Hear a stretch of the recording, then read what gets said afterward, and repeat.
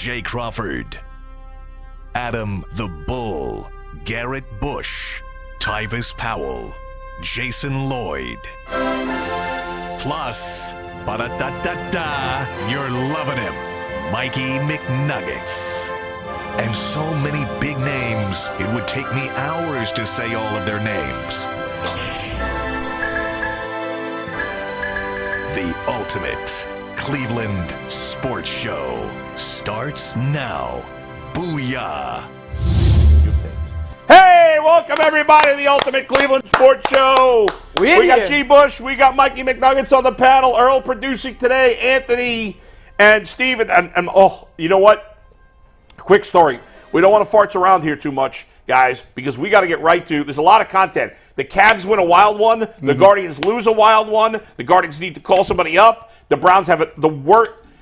I know the stadium's going to be great, but the artist rendering that leaked has got to be the worst artist rendering picture ever. I know it's going to be awesome. The picture is just bad, and they didn't purposely put it out. It's very strange, but it's going to be amazing, the stadium, when they build it, hopefully. So, and plus, we could be headed very soon, next couple of years, to an 18-game schedule. All that coming up, but real quick story.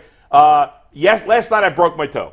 Or at least I think I broke my toe. I saw you tweet about this. What happened? Yes, I was just walking up the stairs barefoot.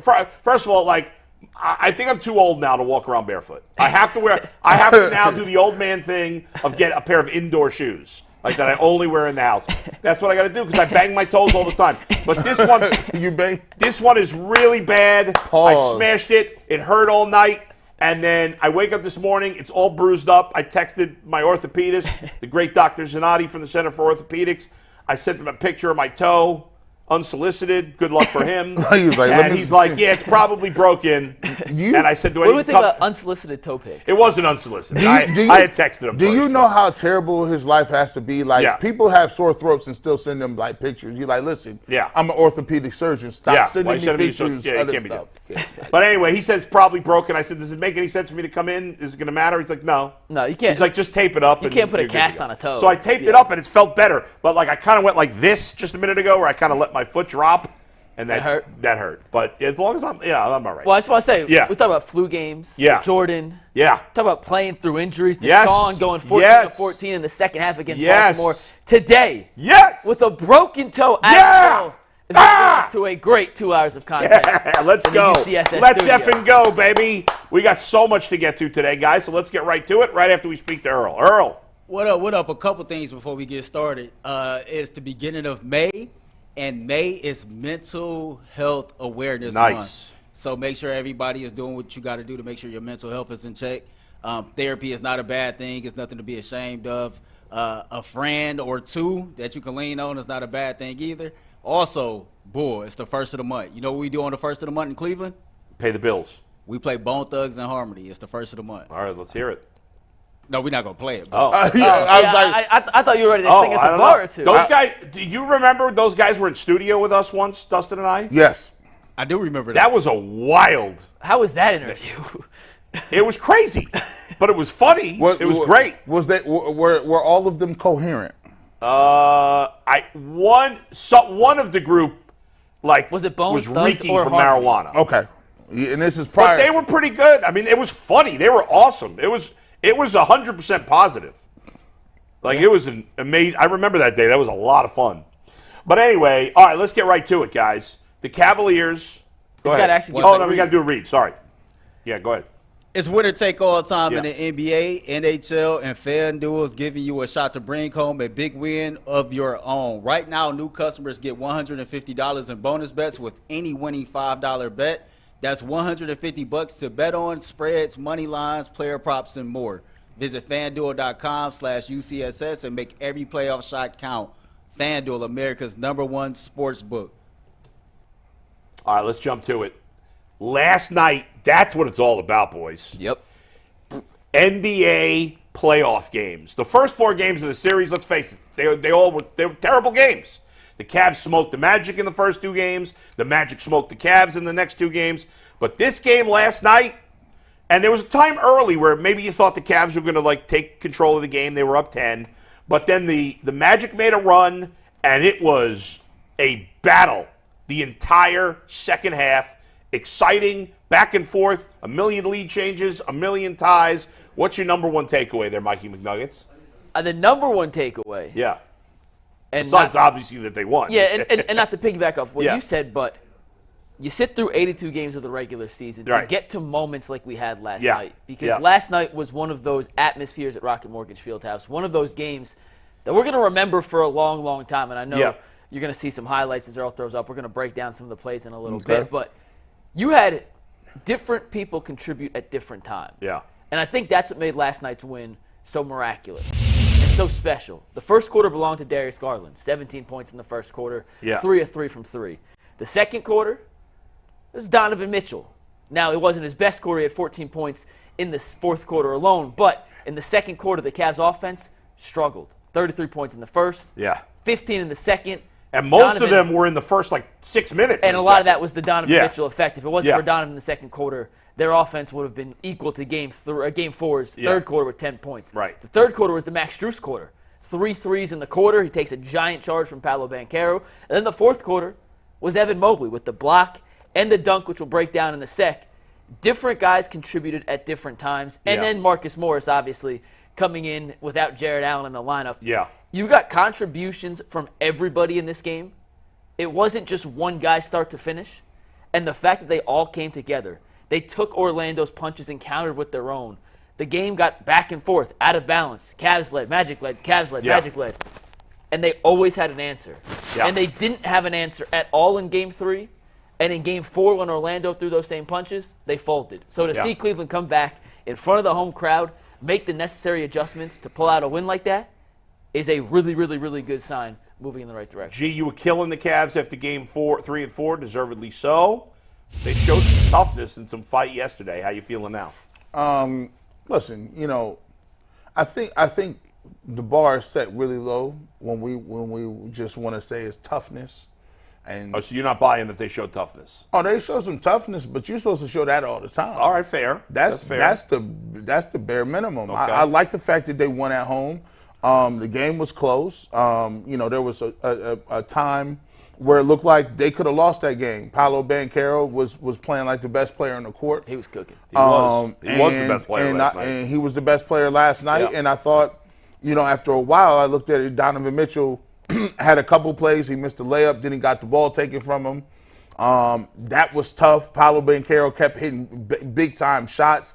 Isaac Okoro did what he could to try to keep him, off his spots, but he just elevated over him and was hitting a jump shot. So for me, I look at it like this. The Cavs won that game, and of course I want them to win that game. And of course, I think they have the most talent in this game, in this series, and I think they should be winning these games. However, for me, I got to see it on the road. Yeah. I got to see it in Orlando. And I think Spida Mitchell said it best. He said, listen, we didn't do nothing. We did what we were supposed to at home. Yeah. That's what we were supposed to do. We got to go take care of business on the road. I like that mentality. I will say this. I got to, be fair. I think Darius Garland had the first quarter that I think he needed to have for the team to win. 17 points in that first quarter. He came out and gave them the energy. And then, even though Mobley wasn't really scoring late, I think he has the big block that really sealed the game. And for me, I think Mobley, sometimes we look at it as strictly offensive because we are offensive-minded people. We forget how good he is defensively. You go back and you look at some of those plays down the stretch against Paolo Banchero. He was the only guy that could stop Paolo down the stretch. Right. Well, he was contesting. Stop was not the right word. He's slowing him down. And then he got the big block at the end. And it just goes to show you he can affect the game more offensively than just offensively. He did his job defensively. And so, good win. I'm looking forward to seeing if they can bring that same type of energy and execution in Orlando. The one word to me that sums up that game yesterday was team. Yeah. You mentioned it. There was no one superstar in that game. Darius Garland, his 17 points in the first quarter is the most ever scored in the first quarter of a playoff game by anybody not named LeBron. For the Cavs, sorry. Yeah, for the Cavs. That's pretty impressive. Yeah. Now, he only scored 6 points the rest of the way, and we need him. I hate to criticize him after he scored 23 points and got them off to a great start, but they need him to keep going. I'm not saying he's got to score 60. They switched. Orlando switched how they were guarding him, too. Right. I know we're going to talk a little more Darius in a sec, so I don't want to give it all away, but him being aggressive off the top changes everything. Yeah. And it opened up stuff for other guys down the stretch. So because he wasn't scoring at the same rate he did in the first quarter, it doesn't mean his impact wasn't felt the same. No. Overall, he had a good game. I would still like to. You start with 17 in the first quarter, get 30. Yeah, get 30. Exactly. You know what I mean? Exactly. But it's a minor criticism. That's fair. Funny thing, though, and I'll admit this, I admitted it on my live podcast after the broadcast, but at a halftime or early third quarter of this game, I texted our chat group, and I said, Max Strus sucks. You did. Because Max Strus, through 4.5 games in this series, had sucked. I called him an NAIA player that used to play in Minnesota. Yeah. I'm like, what? You got this guy. He's supposed to be the big playoff guy. He's been terrible for 4.5 games. He has finals experience. Right? Yeah. But he done nothing. And then in the third quarter, into the fourth, he goes bananas. He's made a million. He played good defense. He's passed. That pass he made to Mobley was a great pass. The Garland pass to Mobley, I mean, that was fantastic. I have that coming up. So We'll get to that was a fantastic pass. But he made a bunch of big – because early in the game, not only was he missing, he was taking terrible shots. He's a guy that has to see if you go in to not get his – the dude is extremely confident. Even when he's, 3 of 17 before last night, his confidence doesn't waver. But once he sees it, go in just once. It's like a hitter. You're in a slump. You hit one. Okay, now I could – he just needs one to go in. And he had the one in the first half. And it wasn't great, missed a couple. Yeah. But he got to the lane. He drove. And then in the fourth quarter, there was a stretch. Orlando was up 3. Yeah. They never got up by more than 3. No, but they were up 3. This was I marked this down in my notes as maybe not the most important two-play sequence in the game. I'm going to see what you're going to say. Yes. As important as anything, the Cavs turned the ball over. Right. Paolo Banchero with the head of steam. Now, when you're up these games, and especially if you're credentialed before a game, you get to go on the court, you see how big some of these dudes are. Some guys are listed at 6'8", they're like 6'5". Yeah. Paolo Banchero is legitimately all of 6'10", 240 pounds. That is a massive human being. Yeah. In transition, Max Strus takes the charge. That was tough. He's on the ground, huffing and puffing. He looks like he's in pain. He should be. Just took a 240-pound dude's elbow to the chest. Comes down in the next possession, hits the 3 to tie the game. 90-90. Yeah. Had Paolo scored on that, it's a 5-point lead. Right. Then the whole pressure, the momentum. Cavs pressure, no doubt. And you see what the team's made of. Yeah. It never got to that because Strus takes the charge, comes down, hits the 3. Yeah. And that little two-play sequence, taking a charge, hitting the 3 in the moments that matter, he has not been good enough through 5 games in totality. Yeah. But in the second half last night, that was exactly why you bring Max Strus. He earned his money in that second half. No doubt. You know who earned the minutes too? Marcus. Yeah. Marcus Morris. He gave senior. Put the senior on there. I mean, he gave him some toughness. With Jarrett Allen, we didn't talk about it yesterday because we didn't know Jarrett. That kind of felt like came out of nowhere. An hour before tip, he got put on the injury report. Yeah. I dug around. The Cavs don't know exactly when the injury happened, by the way. They said Game 4. I heard some other people it actually happened Game 1, then get re-aggravated in Game 4. The coaches, he played through it. Yeah.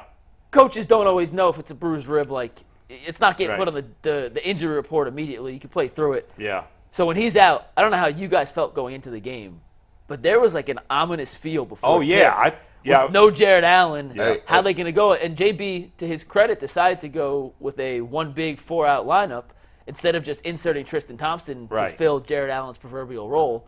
And Thompson stepped up. Morris played great. You got nothing from Karis LeVert. We'll talk about that in a little bit. Yeah. But the bench took guys, Niang out of the rotation. Niang didn't play, and kudos to JB for finally making the Finally figuring it out. Took him 5 games, but when you saw, and I tweeted this, I said, when you got Marcus Morris in the game, it's not just about how many shots he's going to hit, even though he hit 2 big threes. One of them in the fourth quarter was under 5 minutes, and it was like, oh, goodness, you hit that in the corner? Okay. But the thing I like to see is, McNuggets, you know this. When you playing defense, right?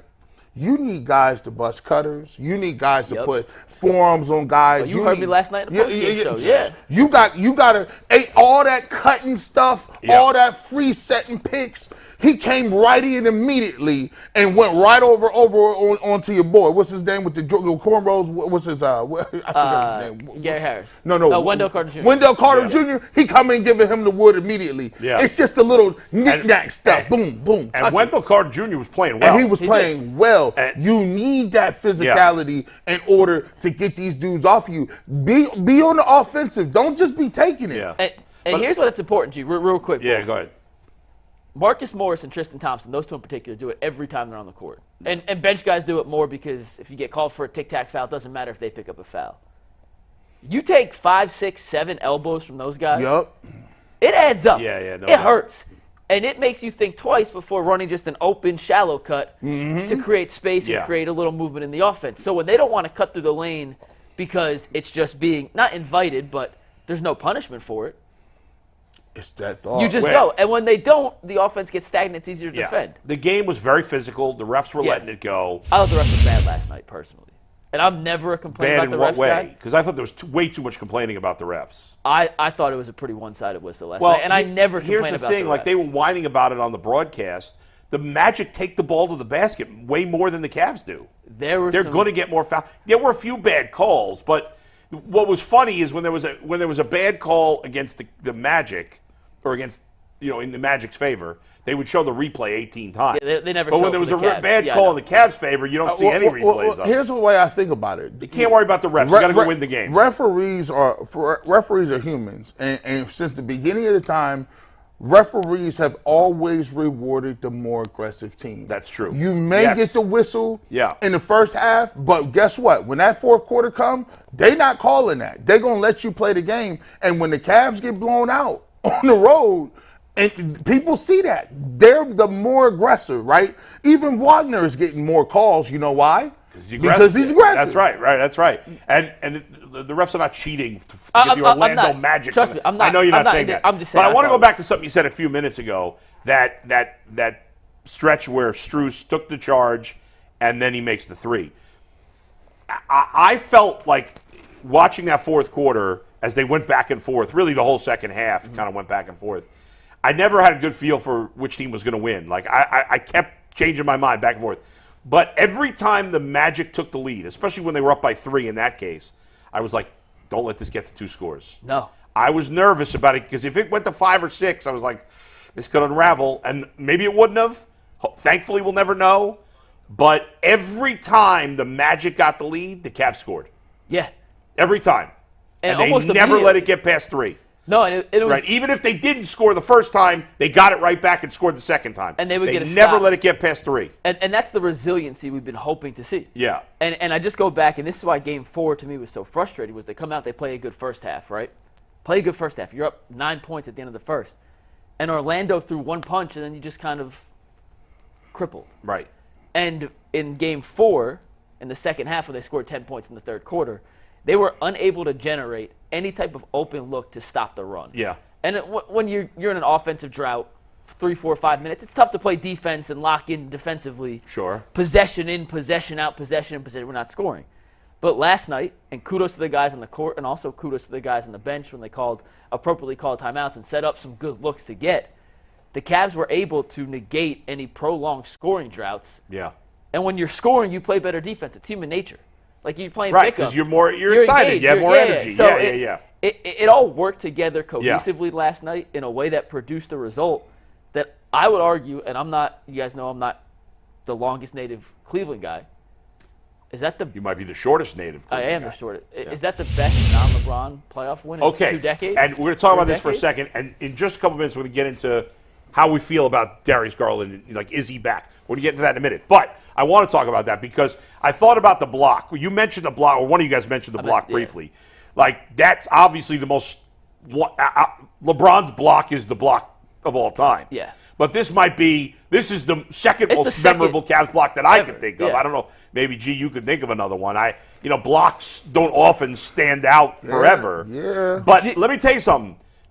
This block was so good. Do we have that highlight? I do. Could I actually show you guys something about that block? Okay, because Wagner had him beat. Hey, Steve, pull up. It's the very last video in the rundown. We got this, Mike. I got to put the glasses on to break it down. Yeah. So whenever Steve wants to put up. I think it's 3:08 if my memory's correct, Steve. Tag board produce all from the out here. seat. Tag board full, Steve. So this is the last play. 12 seconds left. Yeah. Franz, they get the switch, Paolo screens. They want to attack Mobley here. Franz has a step, and he goes with his right hand instead of his left hand. We're going to show. We're going to pause it again. Now, Franz a right-hand dominant player. But He goes. left hand. He has a step on Mobley. If he uses his left hand, he can use his body to shield off That's a Mobley. basket if he goes left For hand. Mobley, then to block it would have to reach over him. More often than not, that's a foul. Because he goes with the right hand, it allows Mobley, with his immense wingspan, to get the block with his left hand. That's a great. Wagner goes with his right, Mobley goes with his left, and because of the angle of that, and it'll replay and it'll show one more time. Yeah. If Franz goes with his left, that's either a foul or a bucket. Because he goes with the right, it allows Mobley to close. Wow. And the closing speed, and once again, when it's spot shadows here, he has a step. He has a legitimate step on Mobley. A 6'10" guy should finish that. The fact Mobley was able to recover and block it, incredible defensive play. Folks, you're not getting this anywhere else. That's a great pull by you because, like, who's paying attention to that? And by the way, I didn't even think about that. And by the way, this is it's the fundamentals. My basketball coach used to always say, if you can't make a left-hand layup, we can't play you, dog. You know what happened, too? I think that he thought he had Mobley beat enough. Yeah, of That course. in his mind, he said, yeah, I could shoot it left-handed, but I got him beat. Yeah. Let's go to my strong hand to make sure. In this split second, he thought about that. Well, listen, there's an interview with Kyrie Irving. There's a lot of guys who are ambidextrous, and the reason why he's so good at finishing in the lane is because he can use his left hand as well as his right hand. In that time frame, you know it's the winning game, and you're like, listen, I'm going with my dominant hand because I can make it. I can take contact and still be able to. But he didn't have confidence in the left, and Mobley does it. And the thing about it is, Mobley is left-handed, and by the way, it's hard to block shots with either hand as well. It's just like finishing, blocking, and Mobley's not a dominant left-handed player. Right. He's a right-handed guy, but on the defensive end, he's equally as comfortable going up with his left or his right. Now, hey, Steve, can you pull that back up? But when he goes up, stop it at the freeze frame real quick. Hold on. When he goes up, did you guys think that Mobley had any chance of blocking that when he first went up with that shot? From my angle in the press row, it gets cut off. I actually could barely see the block live. Really? Yeah. So I don't know, but what did you think? What were you thinking? I mean, it's only a split second. When he got by him, I was thinking there was the Orlando Magic are actually a good team at drawing fouls because they make you have body contact. So I'm thinking once he gets past him, I'm like, oh, that's a foul. He's gonna put him on the free throw line. Well, and that's why the fact he blocked with his left hand is so crucial because once again, Franz goes with his right hand. If Evan also goes with his right hand, he's coming across the body. Right. He has a half step.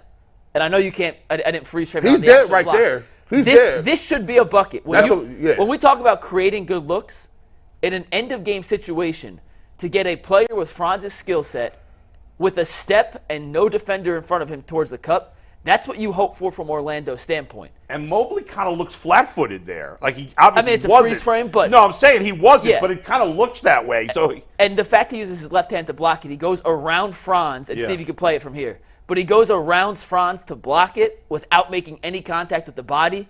I'm telling you guys, it looks easy because Evan Mobley's that talented defensively. That is an incredibly difficult play to make. Can we go back to real quick and I'm gonna ask you a question when we get to the freeze frame? Put my glasses back on so I can see it again. We run that back with the freeze frame. I want to ask Mike a question real quick. In terms, can we get that again? He's got a replay. It's all good. All right. We'll stretch on that. Yeah. When we get back to this freeze frame, there's a point where you see everybody and the Cavs have their defensive rotation, right? So everybody is looking. Everybody's in between their man and the ball. At a certain time, you see him when he gets there, and you'll see everybody around each other and looking around. Is this the plan not to rotate?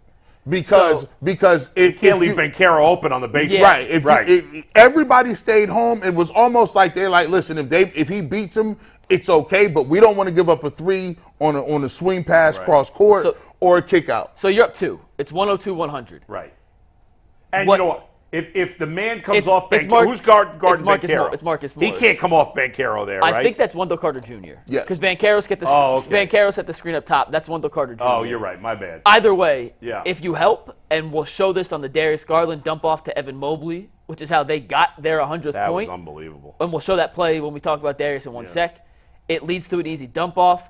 Garland's a better playmaker in those situations than Franz is, but if you step up, Franz is a good enough playmaker to dump that off to Wendell Carter Jr. for an easy dunk. Yeah. I think this is the right play to stay back and force him to make a contested layup over Evan Mobley because gotta of how trust good Mobley in Mobley that is. situation, And yeah. once again, that block, I cannot emphasize You're right, that's this Carter. enough.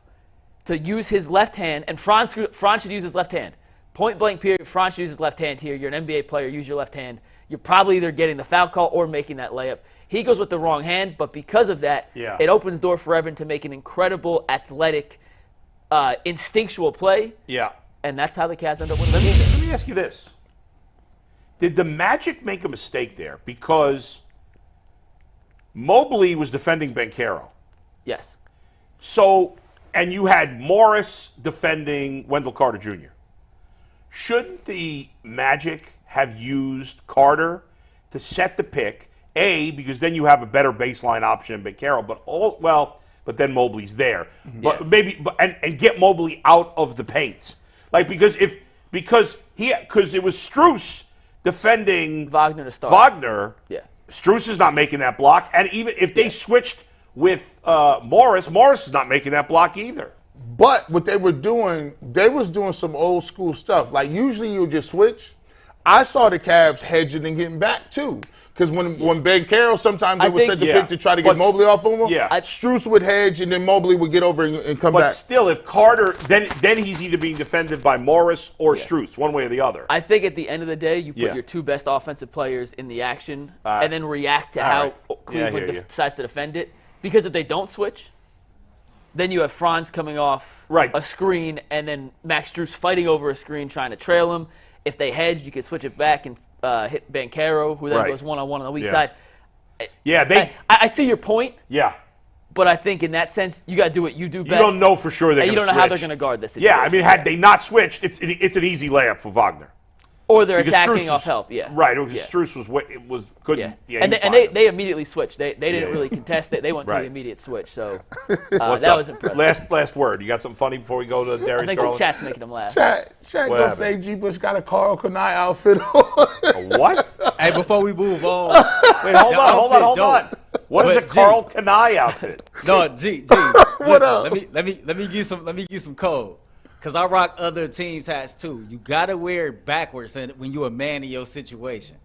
You got to turn the hat around, man. Wait a second. First of all, tell me what a Carl Kanai outfit is. It's like, back in the day, like, used to have cross colors, like all jean outfits, like, you know what I'm saying? Like, they had denim fits where it's all denim from, like, top to bottom. Oh, so that's... So it was a designer named Carl Kanai. So that's about the denim or about the Blue Jays hat? Yeah. They only about, they don't understand. They said, what you got on, G. Bush? I said, y'all forgot. I just don't do it a lot.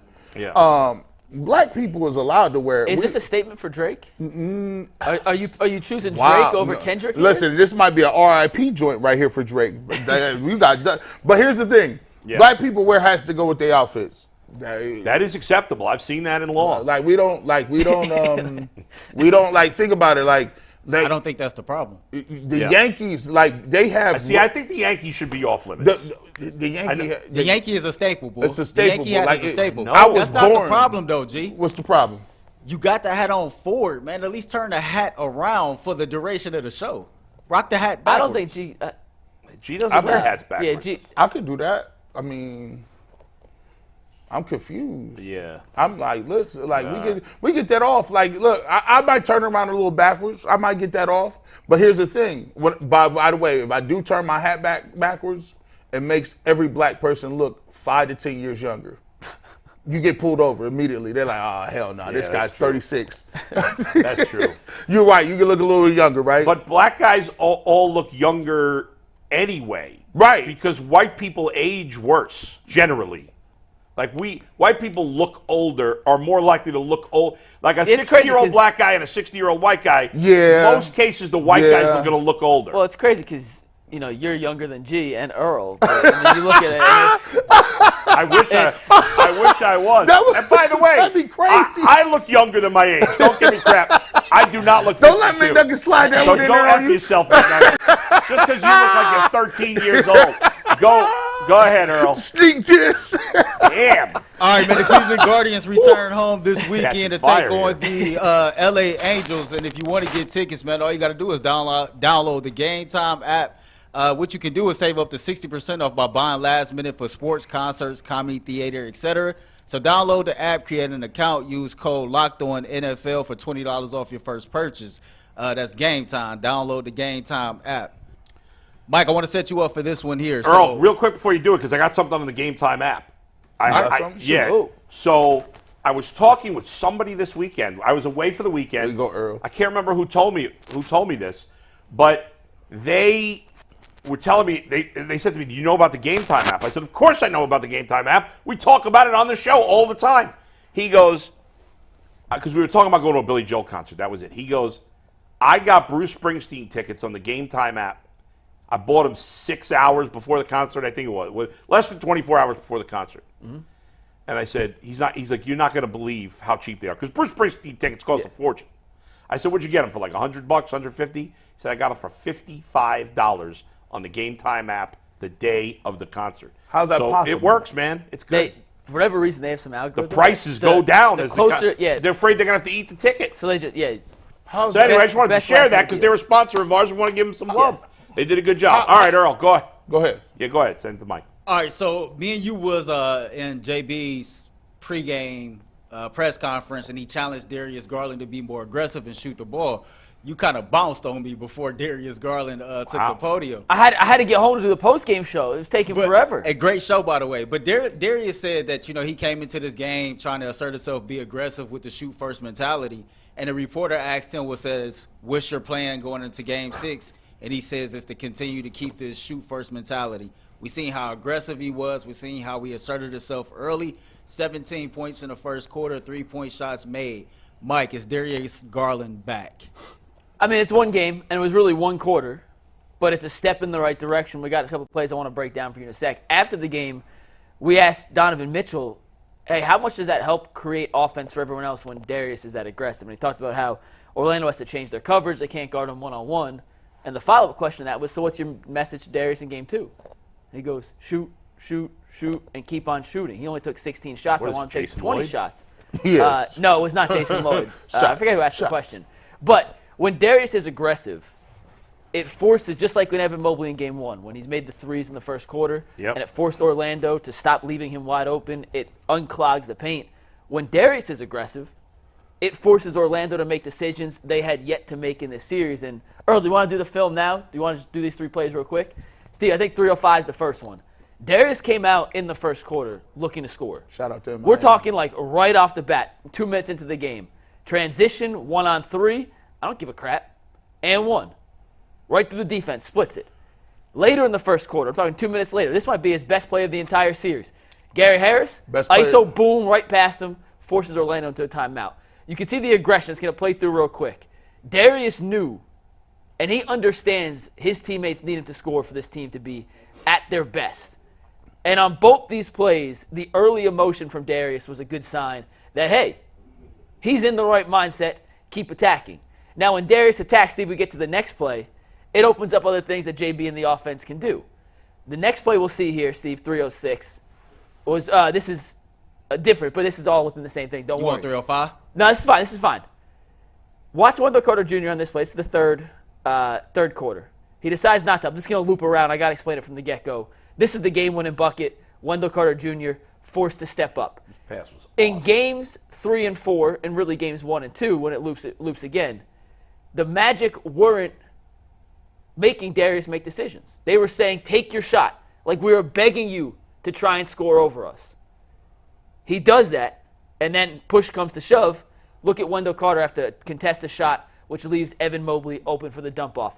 Once again, Game 4, Darius, shoot. Mo Wagner, who you see right next to him, doesn't even contest a shot. They are saying, Darius, make us pay for not contesting. Wendell Carter Jr., fake contest in the third quarter.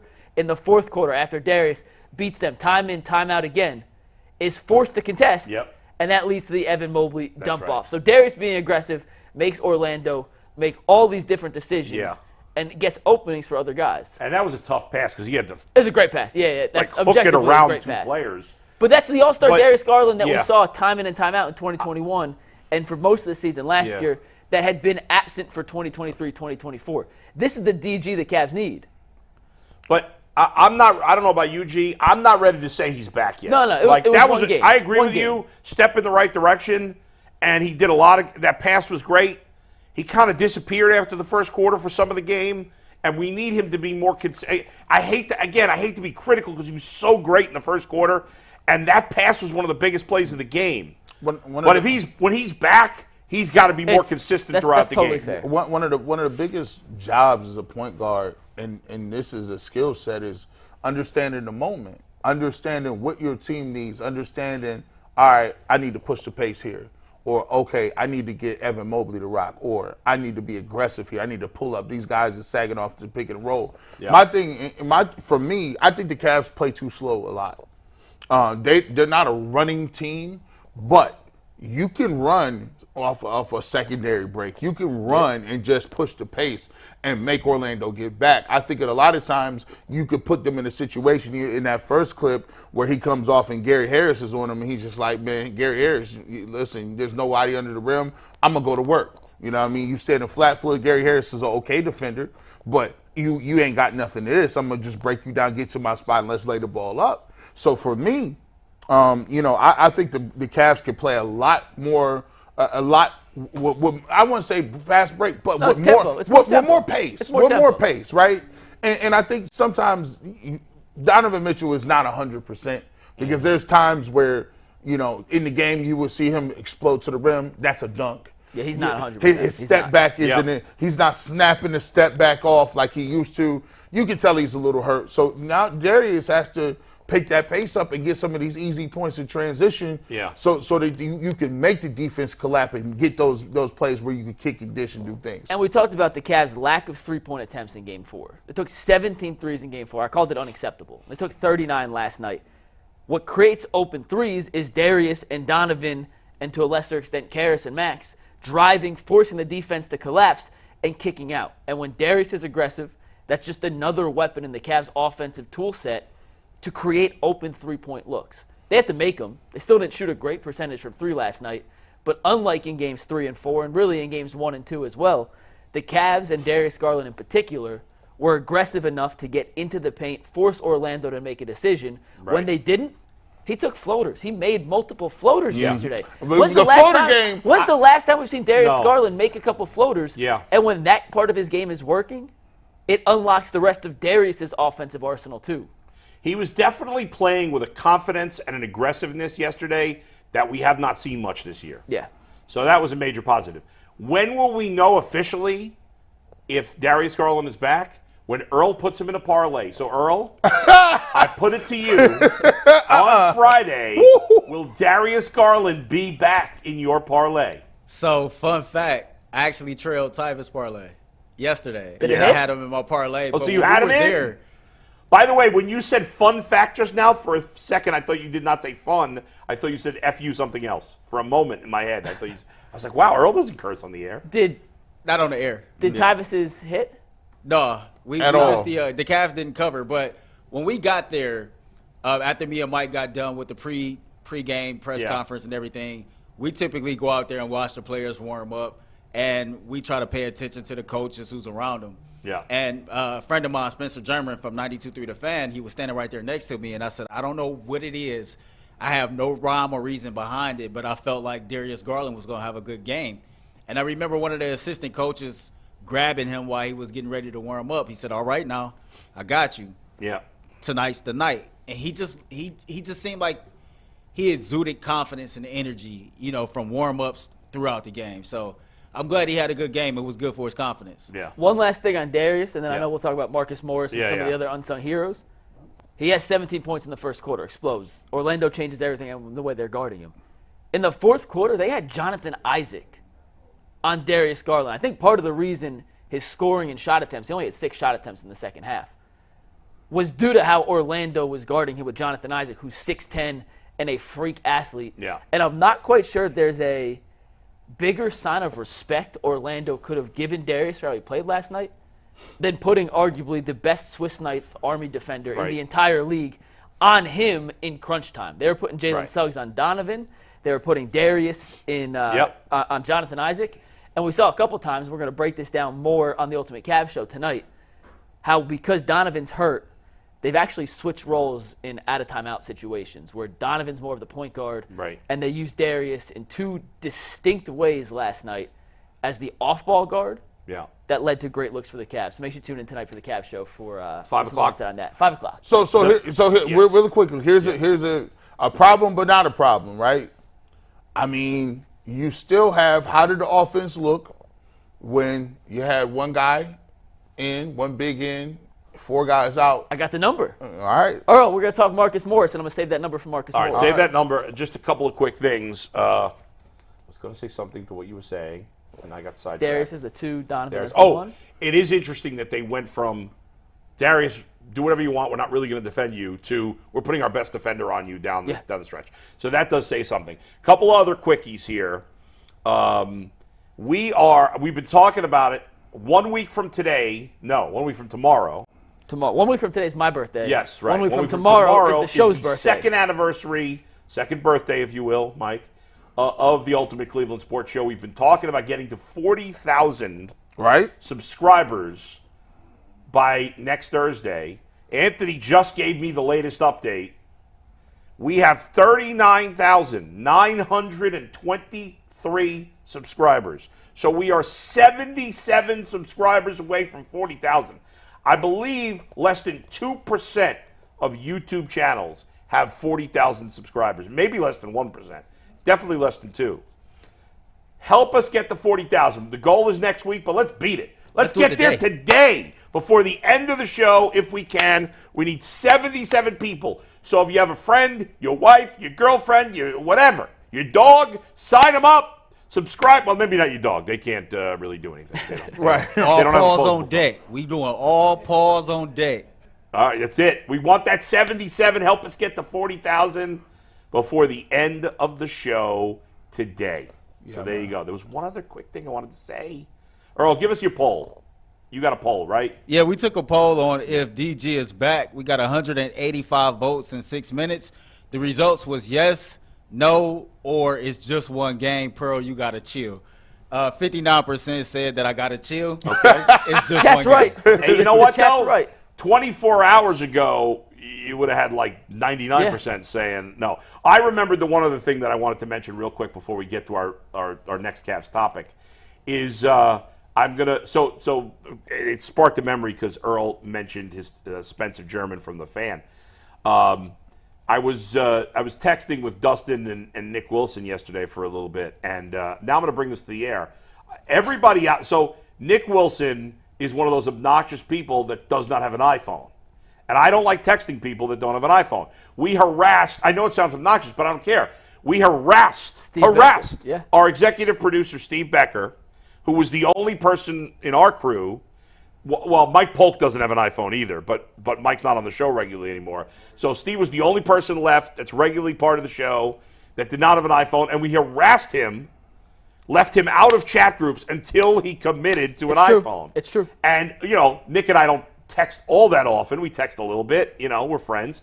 And I was texting him and Dustin yesterday, and I'm like, Nick, get a freaking iPhone. I don't want to see this stupid green on my phone. And so Dustin was getting on him too. So everybody, if you're listening to Nick this afternoon, if you see Nick around, harass him, please, into getting an iPhone. You can harass Spencer German, too, because he got that green He's dot got a as green well. phone. Chris Fedor is another one with a green phone. It's a bunch of weirdos. Let's go. Get it together. That's all I got to say about that. Earl, what do we got? All right, eBay Motors, man. Passion, drive, and patience. The formula to winning championships is also what keeps your ride or die alive. eBay Motors have everything you need to maintain your vehicle and level it up to peak performance. Superchargers, roof racks, exhaust kits, LED headlights, and more.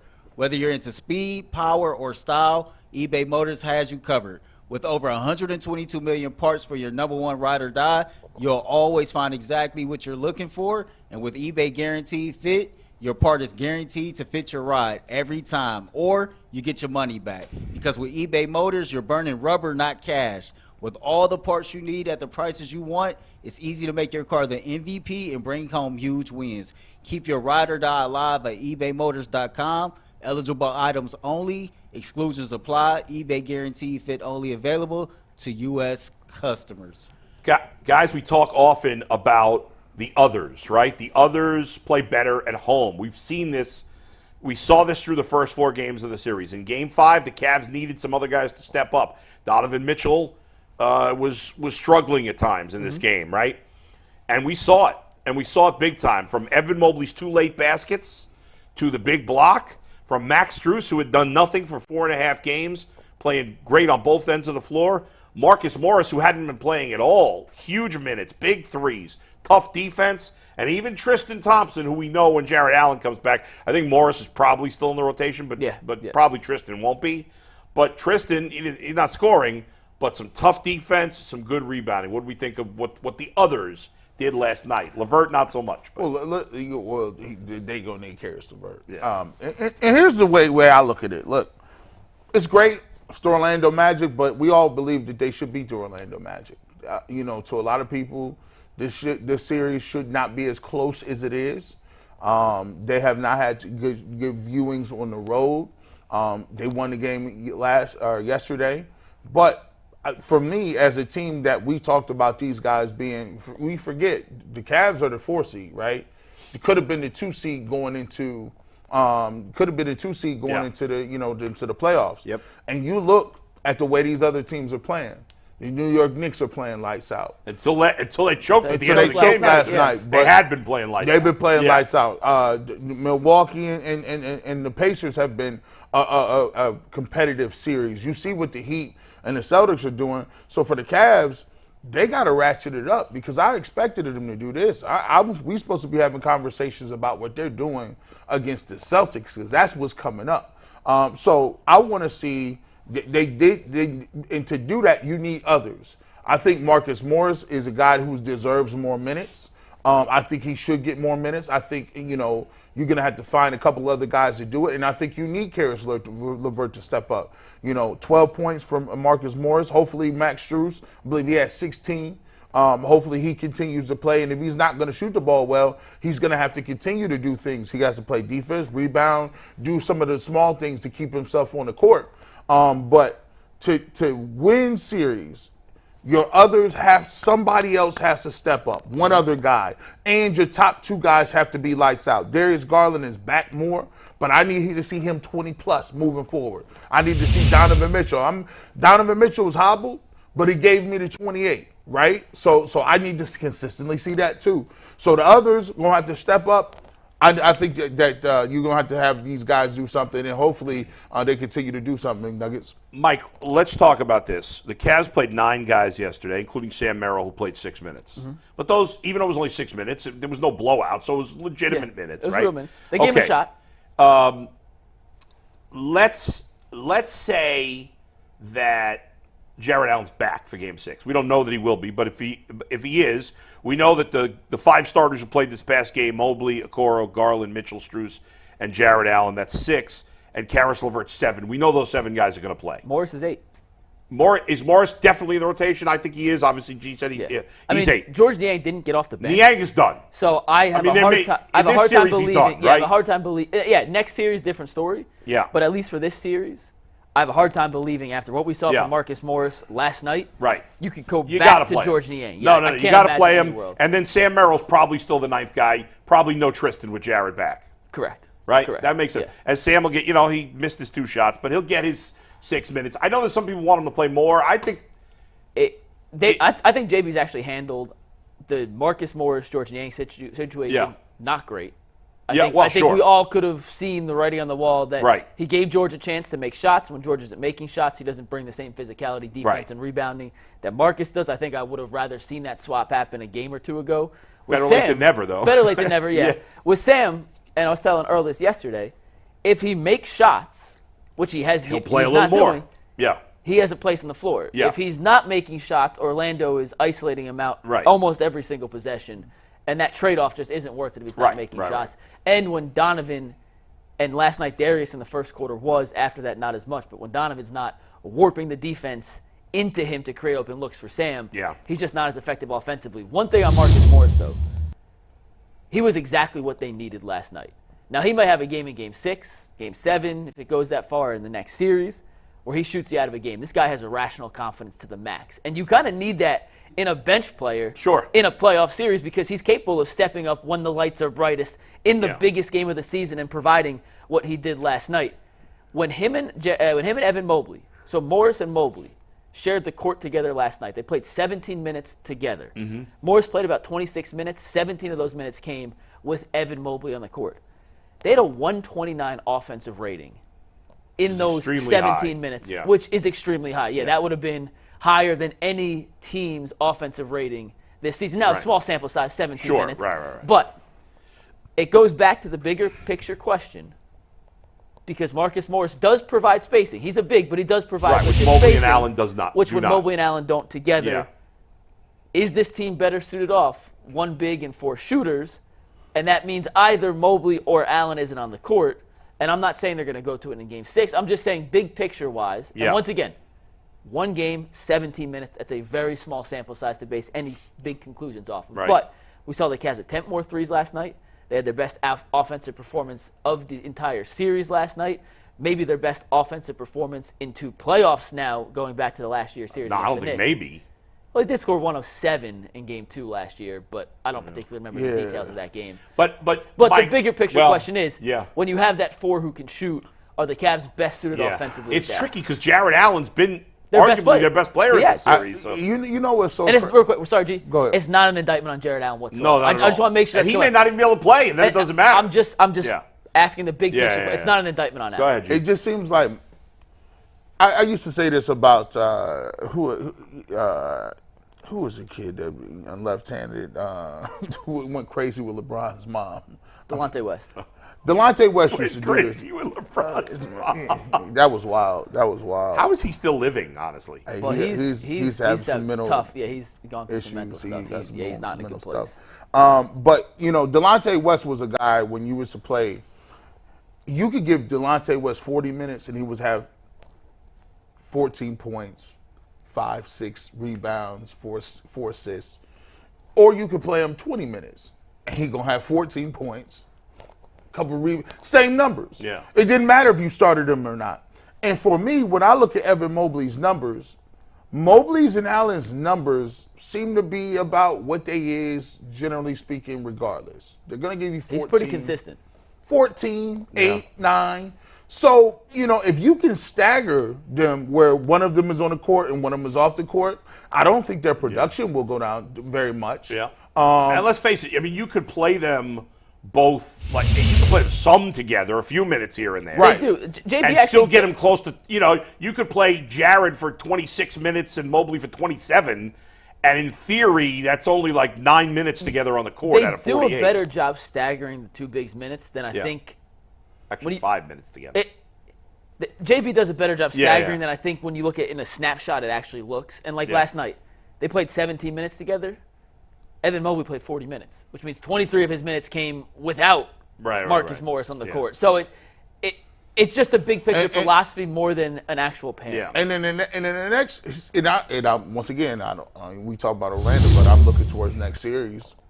Kristaps Porzingis, he got a calf injury. The Celtics are a whole new challenge. Different story, but yeah. But he has a calf injury.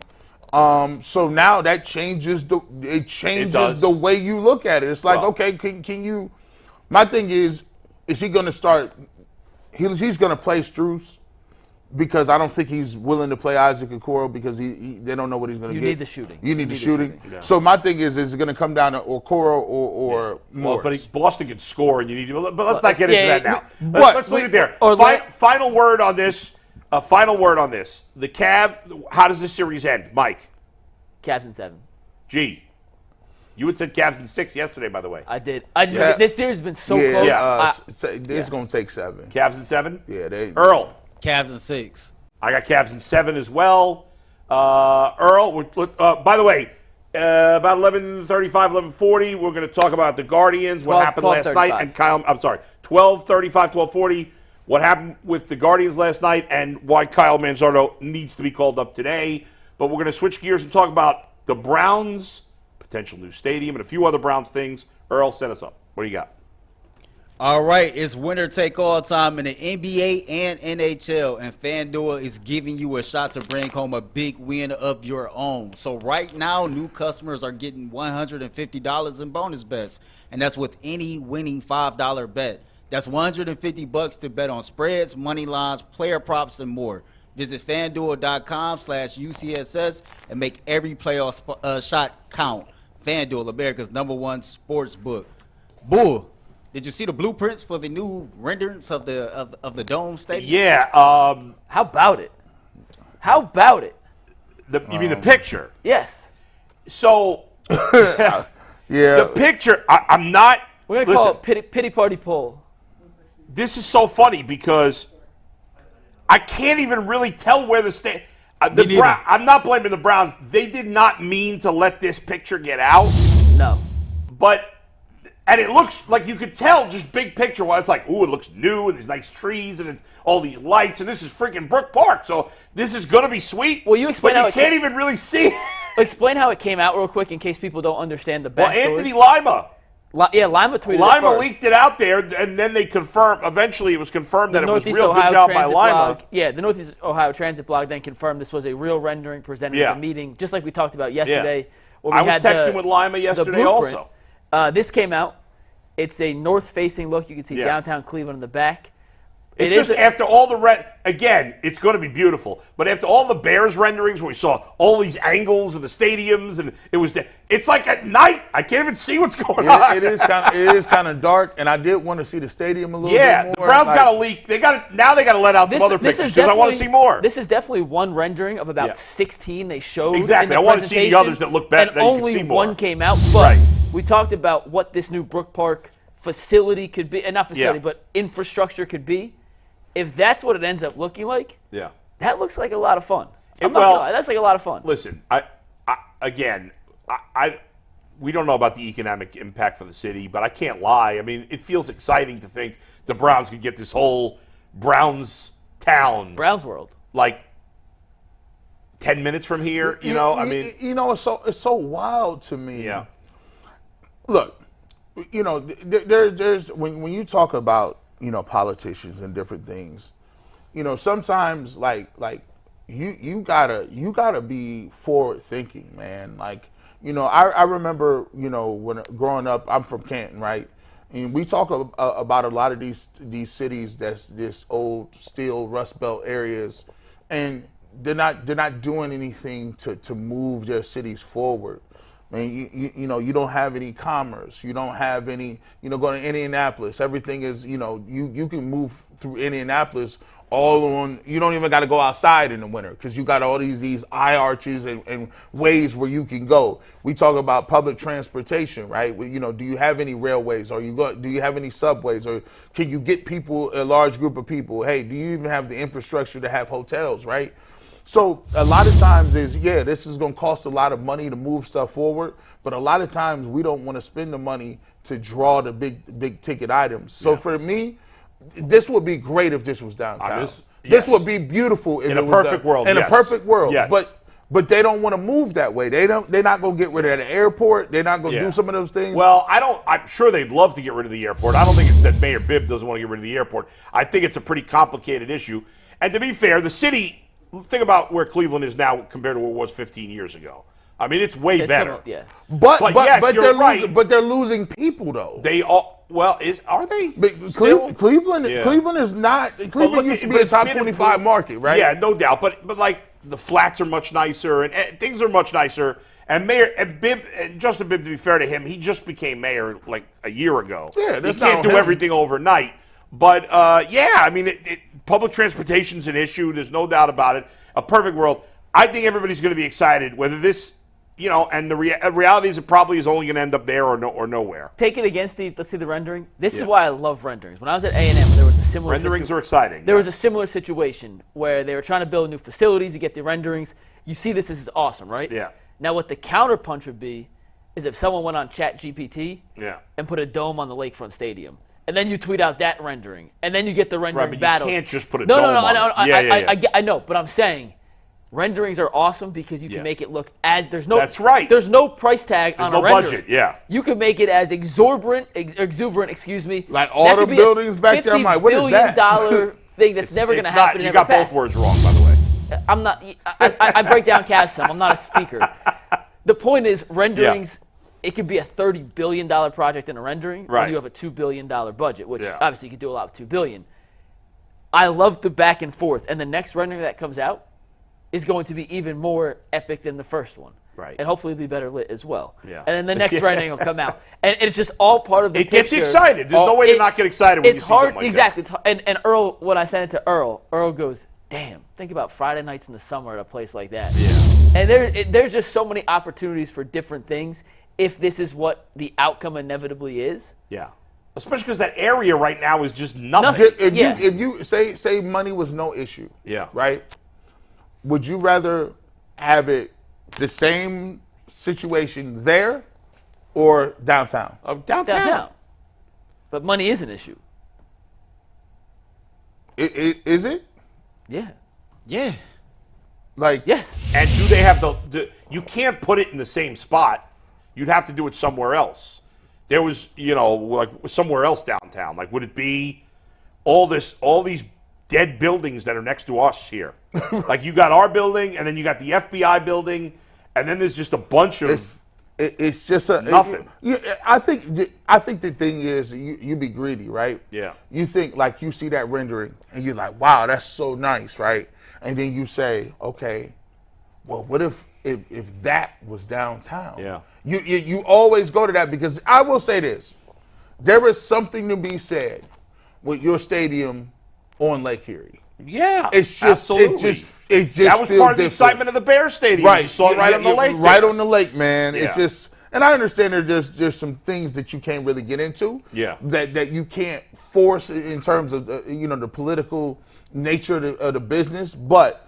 It just you see that dome, you're like, man, that would be a great place to put it. It's awesome. According to Anthony, by the way, Trends.net says Cleveland's population is 1.77 million, which is a 0.4 increase from last year.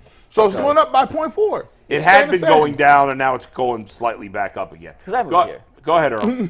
No, I was about to piggyback off of that, but another thing, G, that you need to know, and boy, you was alluding to it. Shout out to Mayor Bibb. The crime rate, the murder rate in the city of Cleveland has dropped significantly for the first time in I don't know how many years. I can only assume 5+ years. So the city of Cleveland is definitely trending in the right direction. When you got legalized marijuana, legalized gambling, you got all these different restaurants coming into play. They're making downtown look beautiful. Every single time they get the opportunity to host a national event, man, my city put on in the most major way. And when I seen this design, and I told Mike, like, this is a fun Friday night. In my mind, that's a fun Friday night downtown Cleveland. I'm not even gonna lie to you. And that ad was paid for by Earl to Pearl and City Council. Oh no, that's authentic. That's authentic. Ain't no ad about that. Ain't no ad about that at all. We talk about renderings and just being excited. Like the first rendering that leaks reminds me like the first day of OTAs. Where, yes, real football is coming. Yeah. And we know at some point they'll put pads on and they'll hit, and we'll have real games that have consequences. But we're going to do the topic again this year, just like we did last year. We did the year before. We'll do it every year for the history this show's on. How excited are you about the Browns on the first day of OTAs? You get that rendering, and it just leads your mind down the path of what the eventual outcome could be. And if that's the first step of where my imagination is going to end up running, by the time this is done, there's going to be a carnival wheel coming out of the stadium, G. If this is the first rendering we see, I can't wait to see how far this goes. All right, let's leave it there for now. Speaking of football on the field, how close are we to an 18-game regular season schedule? We're going to talk about that next. We're also going to be talking with Karita Parks, who covers the Baltimore Ravens. We'll get her. We spoke about we're going to have Ben Baby on. We're going to have Brooke Pryor next week. Brooke Pryor to give thoughts on the draft of the other teams. We'll do the Ravens today. Earl, what do you got? What I got for you all is another read from Game Time, man. So, whether it be Game 7 against the Orlando Magic or Game 3 against the Boston Celtics or, hell, Game 1 against the Miami Heat, either way, you can get your next Cleveland Cavaliers tickets on Game Time. Again, if you wait till the last minute, you can save up to 60% off buying last-minute sports concerts and comedy theater, etc. Download the app now, create an account, use locked-on code NFL. You get $20 off your first purchase. That's Game Time. Guys, before we talk about this schedule thing, I've got to share something with you. Okay. A member of my Dynasty League. For those who don't know, a Dynasty League, you have a draft when you start the league, and every player you draft, he's yours till the end of time. You know, even if he dies, you can keep him on your roster. Hey, that's too much invested for me. That's a lot invested. Dang. Somebody just offered me Jamar Chase For what? in a Dynasty League. For what? He wants Matt Stafford, Yes. who's my third quarterback, Yes. Zach Moss, Yes. and my first round pick in the rookie draft. Yes. That's a no-brainer. So Yes. in your first round pick is I got the 8th pick in the Yes. draft. And how many people in the draft? All rookies. Now how many teams? teams How you have? many in Oh, teams? 12. Yes. Absolutely. Yeah, of course. I'm like, I don't really want to trade my third quarterback because then I only have 2, but I'm got to do it. Absolutely. Of course. I don't want to tell him yes too quickly because then he might panic because he didn't officially offer it to me on the website. He just texted. And so if I respond too quickly smart. with a Well, yes. Is he watching right now? No. Okay. He's a New York guy. Gotcha. So he's not watching. It's like a dating app. Yeah, right? I'm Gotta not get swiping it. on you. Right, too quick. exactly. I don't want to get I don't want to be too anxious to say yes. All right. So speaking of anxious, I love this, by the way. Mike Florio, I do too, even though it's not fair to the players. But the players make more money too, so in the end they're going to do it. I'm not sure if it's not fair. Well, the players don't want to. It's bad for the players. It's bad in terms of physically. It's good in terms of financially. We all know that when the NFL went from 16 regular season games and 4 preseason games to 17 and 3, we all knew it was a matter of time before they went 18 and 2. Yep. Now, this current collective bargaining agreement, I believe, ends in 2029. I believe that's correct. I think it's something like that, 2029 or 2030, something like that. But Roger Goodell, I believe with Pat McAfee, I can't Yes, remember, it was Pat McAfee, McAfee, during the draft, was on, and he was asked about the 18-game schedule, and he said, I don't know about you guys, but I'd much rather have 18 regular season games and 2 preseason games than 17 and 3, which, of course, most fans would as well. He also talked about the fact that would move, something a lot of us have been asking about for a while, moving the Super Bowl back yet another week so that you have President's Day the day after, and everybody who's always looking for a holiday the day after the Super Bowl. They get the 3-day weekend. You get a 3. Now, not everybody's off on President's Day. Hell no. But there's more people off on President's Day than just a random Monday. Yeah. At least, I don't know, 50% of the population may be off. I don't know. Yeah, 30? I don't mind it. Sports We would ain't work. off. Yeah, we would work. But we don't. I don't consider this. Now, work. wait a second. I didn't see this, Earl. Where did you, or whoever put this together? That's why I told you this is a good idea for the players. It would be instead It is 2 buys that was confirmed as part of the plan? in the proposal, what they were talking about. Well, that's a no-brainer. I've been saying Yes. 2 buys for a while. Yes. It's better for the NFL if there's 2 buys. Move back to trade deadline. so the deadline, so that's all part of it. So the deadline would So get Mike moved back. Florio wrote a column at PFF saying, because there was a proposal actually by the Browns to move back the trade deadline, and it got voted down or tabled or something. And the reason they did that is because they don't want to change the trade deadline until they go to the 18-game Exactly. schedule or 18-game, 20-week schedule. And this is happening. And Florio's saying it might not even wait It till may they be get agreed upon beforehand. right. The money in this league is going up. I mean, think about this. They go to first of all, right now you have 17 games in 18 weeks. If you do this, it's 1 more game, but it's 2 more weeks of football. And that's why I was saying, to me, it's a no-brainer. And Yeah. I didn't realize at that point you didn't see at least that part of it being discussed. But yeah. 18 and 20 Yes. is The players don't really want to play another regular season game, but, they will agree if they get an extra bye week, exactly. 1 less preseason, add more money, which they will. Yeah.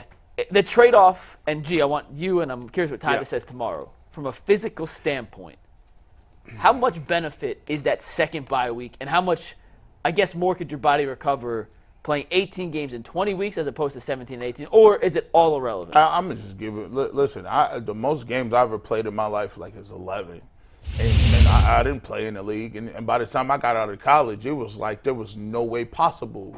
Like I was just like, how do you last? Like back then, we did go through padded, like all pads with 2-a-days. Right. Even with the deep playoff runs in high school, you never played more than 11? Well, we played like 14 games in high school. But it's high school. It's high school, right? Yeah. You know what I mean? Yeah. But like I don't know how they play 18 games. Yeah. Like it's just your body. There's no way physically, and I just want to get people. There's no such thing as healthy. Like I'm gonna even start saying this. Like I'm gonna stop saying he can't stay healthy. Bro, you're running your body into a car wreck. Yeah. There is no way you're going to stay healthy. It's just about if and when it happens, at what point during the season. So for you to be able to get 2 buys now it's like, all right, well, cool. Like I can start doing – I think it's gonna go to a point like this, Mike. I think at one point in time, you're going to start seeing load management in football. I feel like you're. I think it's happened already. I think you're going to start see people saying like, "Hey, man, I'm not playing. Nick Chubb not playing today," or right. Even like you see in baseball, the guys get days off. He get a week off, like offensive line. Batonio not playing. We got to get some. Hey, we got these young boys. Yeah. Batonio not playing. If you can say after one of these bye weeks, think about it. Yeah. You go in and you say, we got the bye week and you not playing next week against so-and-so. Right. That's 3 weeks. I'll tell you other things that you're going to have to do with this. And I love it, and I hope it happens soon. Yeah, I'm all in Although favor it's a crazy amount. Think about it. The teams that go to the Super Bowl 22 games. will play games. if they got to buy 21 games. If they didn't, 22 games. That's not even including the 2 preseason games, which nobody's going to play the preseason at all now. I love that it's expanded because for me, baseball and football are my favorite sports. So now there's no time in between baseball and football. By the time football ends, spring training's underway. Right. So that's it. In fact, the Super Bowl will now end after spring training starts if they do this. And then they got free agency immediately. Right. Like it's like crazy. It's all going to get pushed back. They said everything's going to get pushed back. The draft will back. get pushed back a little bit. Free agency will get pushed back. Free agency will now be like late March or early April. The draft's going to go to May, which is good. Yeah. Because May is kind of outside of the NBA playoffs, but if the Cavs are not in the NBA playoffs, but now the draft goes to May, they're also going to have to expand rosters. Yes. Okay? Right now you have, 53-man roster and a 12-man practice squad, or 14. I think it's up to 14. So you have 67 guys. I think you need to go to a 60-man roster and make them all active on game day. You can have all 60 I always active thought on it's game stupid day. that you have guys that aren't active on. That makes no sense. Makes What's no the plan sense. of 60-man roster, Bull, 7 you're guys? cooking right now. No sense. 60-man roster. Yeah. All 60 are active, and a 20-man practice squad. And before I could get it, I think they wanted to make sure the numbers was low, so they had peak prime performance and the best of the best, only the creme de la creme play. Yeah, right. But now with all these games, what difference does it make? 53 is archaic. Who randomly said 53? Yeah. Get rid of that.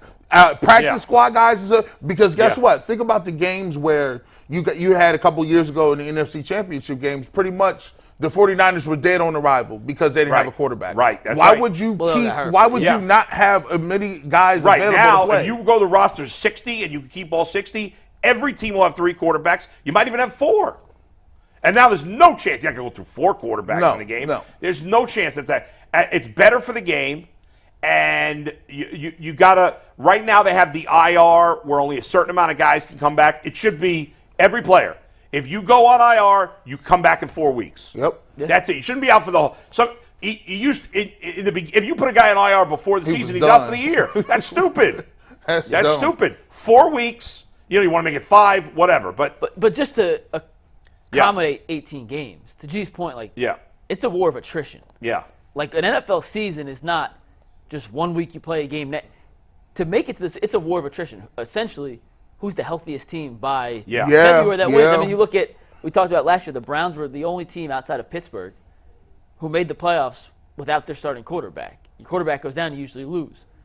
There are teams that there are obviously exceptions, but that's not just the quarterback position. You lose key defensive players, receivers, offensive linemen. An injury could derail your season like that. So if you're increasing the schedule from 16 to 17, now 17 to 18, the fact the roster didn't change when they went to an extra game, I hadn't really thought about, but that doesn't make sense. If you're going to add another game on top of Right, that. you got to. That makes literally no sense not Yeah. to give the teams the flexibility And to carry a few extra guys. Obviously, the cap will go up. You have to raise the minimum salary for players, and you got to increase the practice squad. As I said, to me now, I would have 60 roster, 20 practice squad. Now you got 80 players. How would that, real quick, how would that impact like the spring leagues? Would it impact it at all because more guys yeah. would practice? Yeah. Now You know what? Not that I care. I'm just asking. You know what you should do is the NFL team should work with the spring leagues so that their back end roster and practice squad guys get to play in the spring leagues, and then you should be able to sign guys to a practice squad early, and then those practice squad players would be playing in the spring league. Right. That's good for everybody. I mean, probably some players won't like the idea of, because every game is a wear and tear on the body, and it's an insane amount of games. But once you went to 17, you knew it was a matter of time. The preseason sucks. The quicker that's over, the better. And plus, listen, the Players Association should like it. That means there's more people getting paid. Look, college football has, I think it's 120-some teams, right? There's a lot of people, and there's a lot of good football players who don't get drafted. There's 7 rounds, right? Yeah. There's a lot of guys walking out there that have made all conference, have played well at the top, the Power 5 conference games and stuff like that. Guys that don't make the roster. So listen, Tyvus could have had an 8-year career. Who? Tyvus could have had like an 8-year career. Yeah. Oh no, yeah, I'm not saying that's a joke. With these new rules, Tyvus would not be on the show. He'd be like. And then I think you have the bye weeks. Everybody gets the first bye between week 5 and 8. And then your second bye is between week 13 and 16. Do not give no buys. We had that bye. What week was week it? 5. It was 4. It was week. No, it was week 5 this year. Yeah. It was early as hell. The Browns week was week 5. It was week 5. I'm like, this is. But not good. if you get the bye week week 5, then you get a late one also. Yeah. I like. But And I know this sounds balance silly, but when it comes to if they go double bye weeks, the league's got to be careful. They can't screw up fantasy football. There's a lot of people who are into football because of fantasy football. You can't have bye weeks in what would be fantasy playoffs. Well, they have to adjust the fantasy playoffs. Right. Well, Fantasy would have to adjust it too. right. They would probably start giving buys to top 4 teams. No, you just It's for the playoffs. I'm talking about you just you couldn't can't have have a- player. If you're going to have right now, most leagues have fantasy football playoffs because there's 18 weeks and weeks 15, 16, 17. There's no NFL buys those weeks, so it works out nicely. you just move it all back. You do it You they just couldn't give a probably, bye. if they did buys weeks 13 to 16, 17, then 18, you'd have 19. the playoff 17, 18, 19, and then 20 game is 20 the is what- last. yeah. That'd work. yeah. Let's go NFL. Let's do this. We already fixed it. More Go ahead. football, baby. I hope you were taking notes because we fixed everything. And to your point where we started this bowl, Yeah. Andrew Berry and the Browns were not necessarily at the precipice of this idea, but their proposal to the league at Yeah. the NFL owners meetings to move the trade deadline back. I'm not saying that started the conversation, Yeah. but it at least brought it to the forefront of the double bye and other. I don't want to say other teams buying in, but leading to whatever we're at. It's not an official proposal Yeah. yet, but leading So to this right idea. now they have the trade deadline. I believe is what, week 8. I thought it got moved back 1 week. I thought it didn't. No, I thought the Browns proposed 2 weeks. It got moved back 1 week. No, it got moved back a couple of years ago. I think they. Well, either way, think about in baseball, the trade deadline is in the second half of the season. Same thing in basketball. In football, it's in the first half of the season, or maybe the middle. They should. In my opinion, if you go to a 20-week schedule, have week 14 be the trade deadline. I want to see a big-time player get traded to a team and make a run. Yeah. That's what you want. It did get pushed back 1 week. Okay, so which week now? It's the Tuesday after week 9. Okay, so it's essentially the halfway point of the season now. I think it should be at the 2/3 or even the 3/4 point of the season. I think I'd put it the Tuesday after week 14. Because then there's only 6 weeks left in the season. You got I got a question. Go ahead, man. So you said you want to see a big-time player get traded and have an impact on another team. In the NFL, though, doesn't that make that difficult because of how schemes are? And with the NFL, it just seems like it's harder for a big-time premier player to be traded. Maybe for a quarterback it would be hard, but the other So, positions? Here's the thing. Yeah. A quarterback will never get traded unless somebody got hurt and then they brought him in.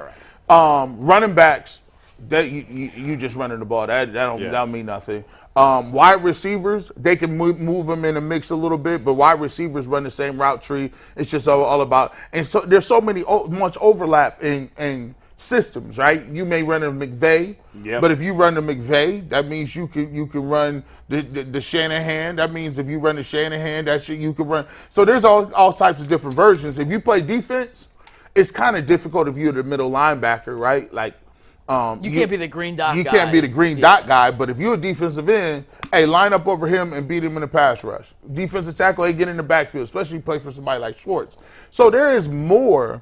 Now, I think it would be different if you're like a center, a tackle, where you may have a protection scheme. Corners too. Corners, you can go out there and just, corners, I always laugh. Corners don't even need to be they just need to know cover 2, cover 3, cover 4. They don't even need to be in the huddle. They be out there jawing and talking to receivers. I'm like, bro, y'all don't do nothing? They're like, no, we just over here. So there is some stuff that you can do. I think it would be. Has there ever been an Earl and Ant, you may have to look this up, Bull, I'm not sure you could recall, an NFL deadline or midseason deal that made a huge impact? Von Miller. There you go. See? T.O. He was a deadline deal? He went to the Ravens, and then something happened when he didn't sign his paperwork, and then he went to the Philadelphia Eagles. Was that not the off? I thought it was the off season. I think that happened in the middle of the season with Philadelphia. Yeah, I think that's an off season. Let me see. Von Miller, you're right. That's a great call. Von Miller was a good one. That's a great call. Nothing else is coming to me off the top of my head right now. Hey, random thought, boy. What's that? Was random thought. At said time, since we're talking about premier players being traded, have we seen a trade player for player since we seen Clint Porter's traded for Champ Bailey? You mean during the season? Yeah. I'm sure there has been. I don't think to that magnitude, though. I mean, those are two Pro Bowlers. Oh, we forgot. Nothing's coming to me. It wasn't a trade. We should have been. Your boy, Odell Beckham Jr. to the Rams. I was thinking about that, but he was cut. He was cut. He was cut, yeah. But he impacted them. That was crazy. And we was like, we didn't get nothing for him. We couldn't get nothing. He's still a free agent, by the way, Odell. Him and Jarvis. That's crazy, right? Well, Jarvis is. He's got he's going to be a rookie workout, camp. To Saints minicamp. Man, that's crazy. How quickly. That's why that's just crazy. This is why them players be wanting every one of their pennies. Yeah, right. They want all that money. Yeah. Like, you could be the top guy in the league and then be like, I'm going to get invited to a camp. I'm a free agent at this point. So, that's Life moves wild. fast, man. Life moves real fast. Sure does. Oh, we got our guest? We do not have our guest. We are waiting on our guest, Karita Parks, who covers the Baltimore Ravens for Bowie TV Sports. But while we waiting on her, I guess we can talk about the Ravens and the Browns a little bit. Is this going to be the year that we see those prime Lamar Jackson versus Deshaun Watson matchups that we've been dreaming of? And do you believe that the Cleveland Browns will finally actually come away with a season sweep of the Baltimore Ravens?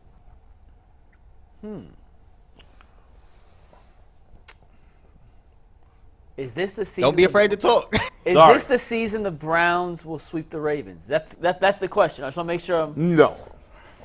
No, I can't. I just think the AFC is so tough that in theory they should all go 1-1 against each other. Yeah, I mean if the Browns go 3-3 in the division, it'll feel like a disappointment and their greatest achievement in the world next year in the AFC. You know what I'm saying? Like the division is just incredible. The highest, I believe, the highest possible you can ever go in the division is 4-2. Well, the Ravens go last year. 4-2. They didn't go 5-1. They lost to the Browns. They lost once to the Browns. They swept the Bengals. No, they did not sweep the Steelers, so they didn't go. 5-1. So 4-2. Yeah. I believe that's the highest you got. Like they might have even gone 3-3. Why do I feel like they lost twice to the Steelers? I could be crazy about that. Oh, they lost. They lost to the Steelers. The Steelers. Steelers won to get into the playoffs, right? Against the Steelers, right? Last game. Right, because I think the Ravens had nothing to play for. Yeah, I think they went 3-3, but they did lose the first game to Pittsburgh on that crazy Kenny Pickett to George Pickens. Sure did. Right. They were getting killed the whole game. Yeah. And I think that's the only game they lost. They won like 13 games, right? Yeah. 14. They won. They lost to the Niners. We got our guest, guys, from the dreaded Baltimore Ravens. Let's bring her in. Yeah, let's bring in my homegirl, Karita Parks, man. She covers the Baltimore Ravens via Bowie TV, and she is the CEO of Double Take Sports, man. So she's dope with all her content, and just wanted to bring her on since we talking AFC North draft. What's going on? Hello. Thank you so much for having me. Well, we appreciate you taking the time. Thank you so much. And, you know, here in Cleveland, obviously we hate the Ravens, but we respect them because they do a lot of smart things. Unfortunately, we wish they would do stupid things, but they don't. They mostly do smart things, the Ravens. And, you know, it's funny because the 2 years before last year, Lamar Jackson had missed time with injury. It seemed like there was some issue in terms of getting the contract together. And then they figure it out with the contract. He gets a great deal. And he had, in my opinion at least, the best season of his career. What a turnaround. Like this year, last year at this time, you're like, I don't know, is Lamar going in the wrong direction? And now he's wins another MVP. It was quite a bounce back for Lamar last year and the Ravens. Yeah, when you have that pressure off of you with the contract and all the questions that he was getting about that, once you have that commitment, I believe it just makes you more confident. And I think we saw that last season. When you take a look at what they did with Derrick Henry, they bring him in. Obviously, the running game is a big part of what the Baltimore Ravens do. Do you believe that Derrick Henry has some good years left in the tank? And how do you think they're going to use him in Baltimore?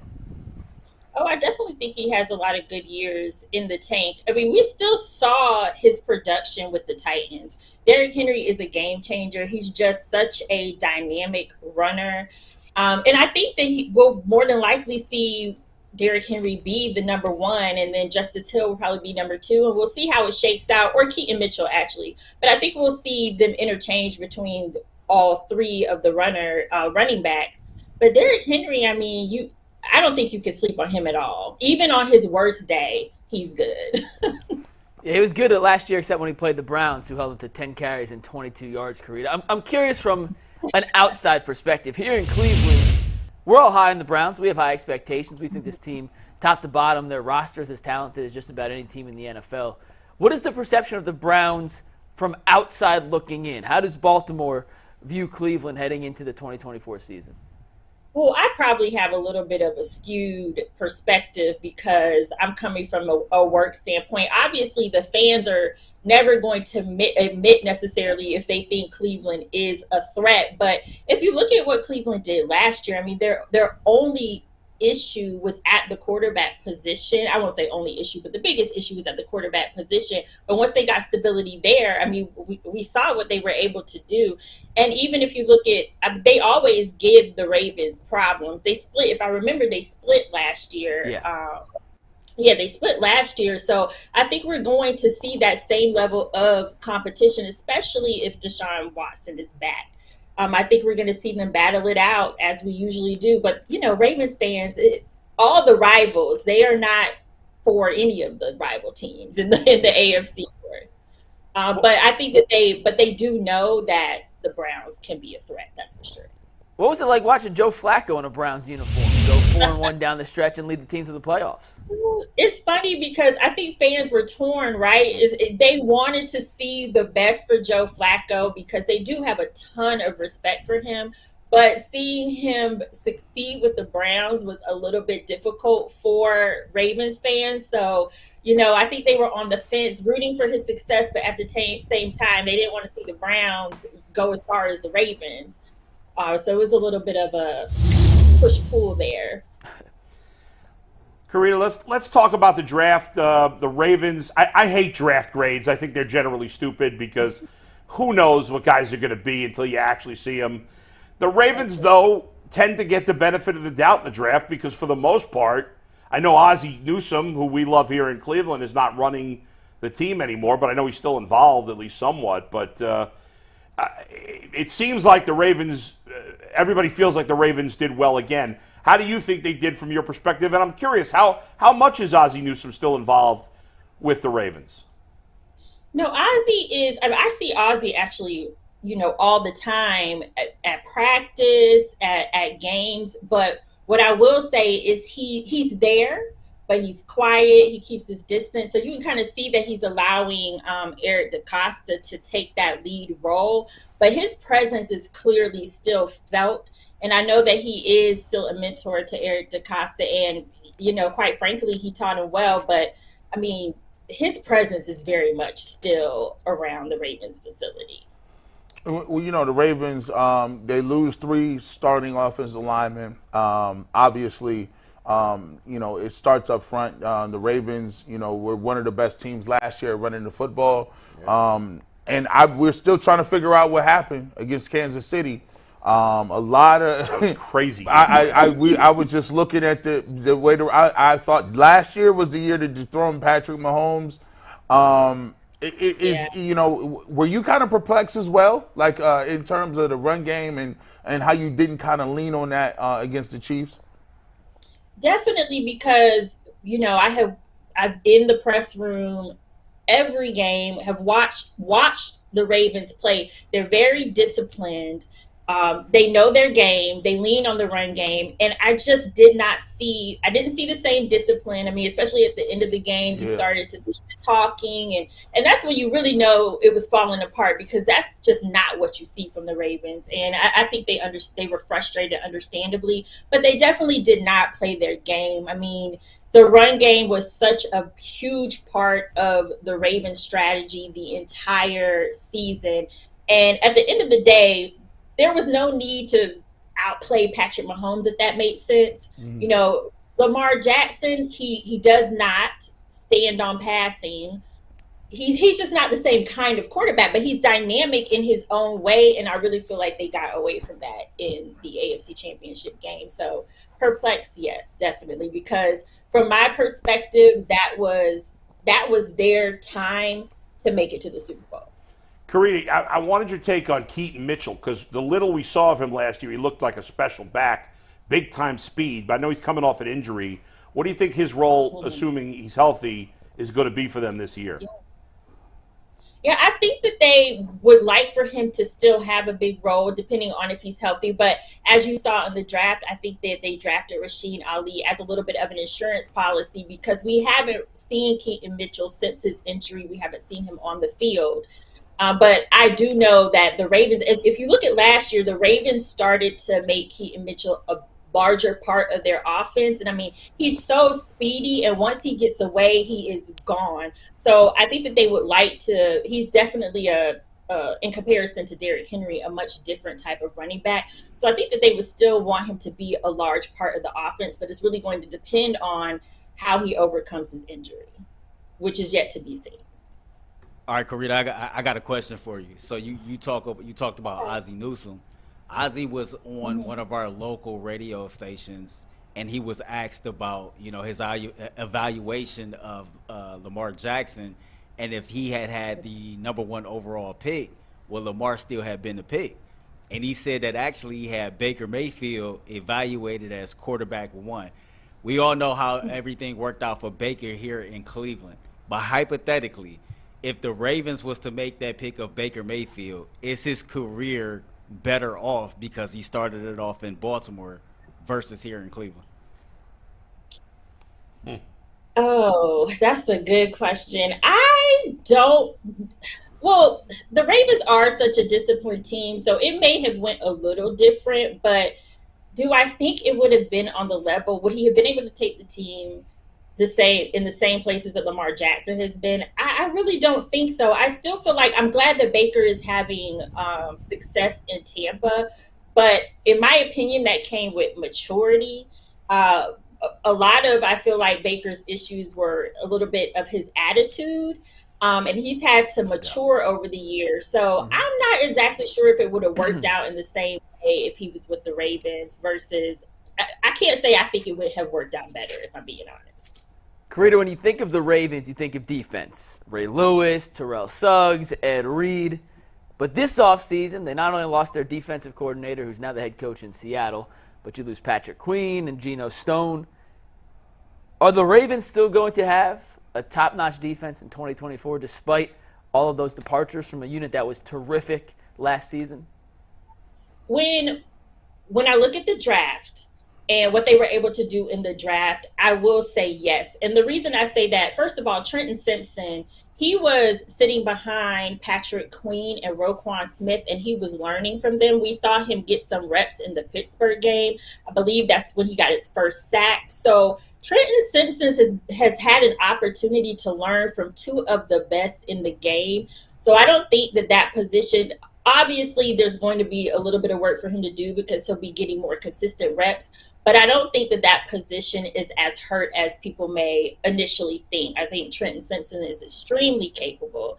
They re-signed Justin Madubuike. They just picked up Odafe Oweh's fifth-year option. And then they bolstered the cornerback position with adding Nate Wiggins. And they also got TJ Tampa, who was a great value pick where they were able to get him. So I do think that we'll see the Ravens defense bounce back. They still have some questions on the offensive line because they lost a lot of offense, and they didn't do as much in the draft, I feel, to address that. But I think the defense will definitely be okay. Biggest question will also be Zach Orr. What is his scheme going to be? What is his approach going to be on defense?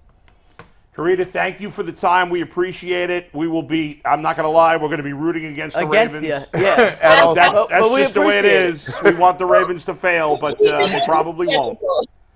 Yeah, no doubt. Would not expect anything less. Thank you so much for having me. Thanks, Karita. We appreciate the time. Good stuff. Good insight on the Ravens. Listen, say what you want. They're a hell of a smart organization. Are we buying what Ozzie was selling there? That he had Baker as quarterback one? Are we buying that, or was he just playing nice with Cleveland? What do you think? No, I think. Listen, Lamar went fifth in that draft, and they traded back up to the end of the first round to get him. I don't. Well, but that doesn't mean he had Baker one. No, but I'm just saying to say I had Baker one and Lamar not one. Yeah. Doesn't stray from the actual reality of how the draft unfolded. There's a lot of consensus that draft who was number one. It was Baker. Some people, Josh Allen. Some people love Josh. Some Darnold. people love Darnold. Yeah, those three. Those were the three being debated. But I'm saying, how often, even into this draft, you had three quarterbacks going in the top three. Real quick before we get to the Guardians in here in a minute, do you remember how you had those five quarterbacks ranked? Because I do. I was right about some, wrong about others. Listen, I had...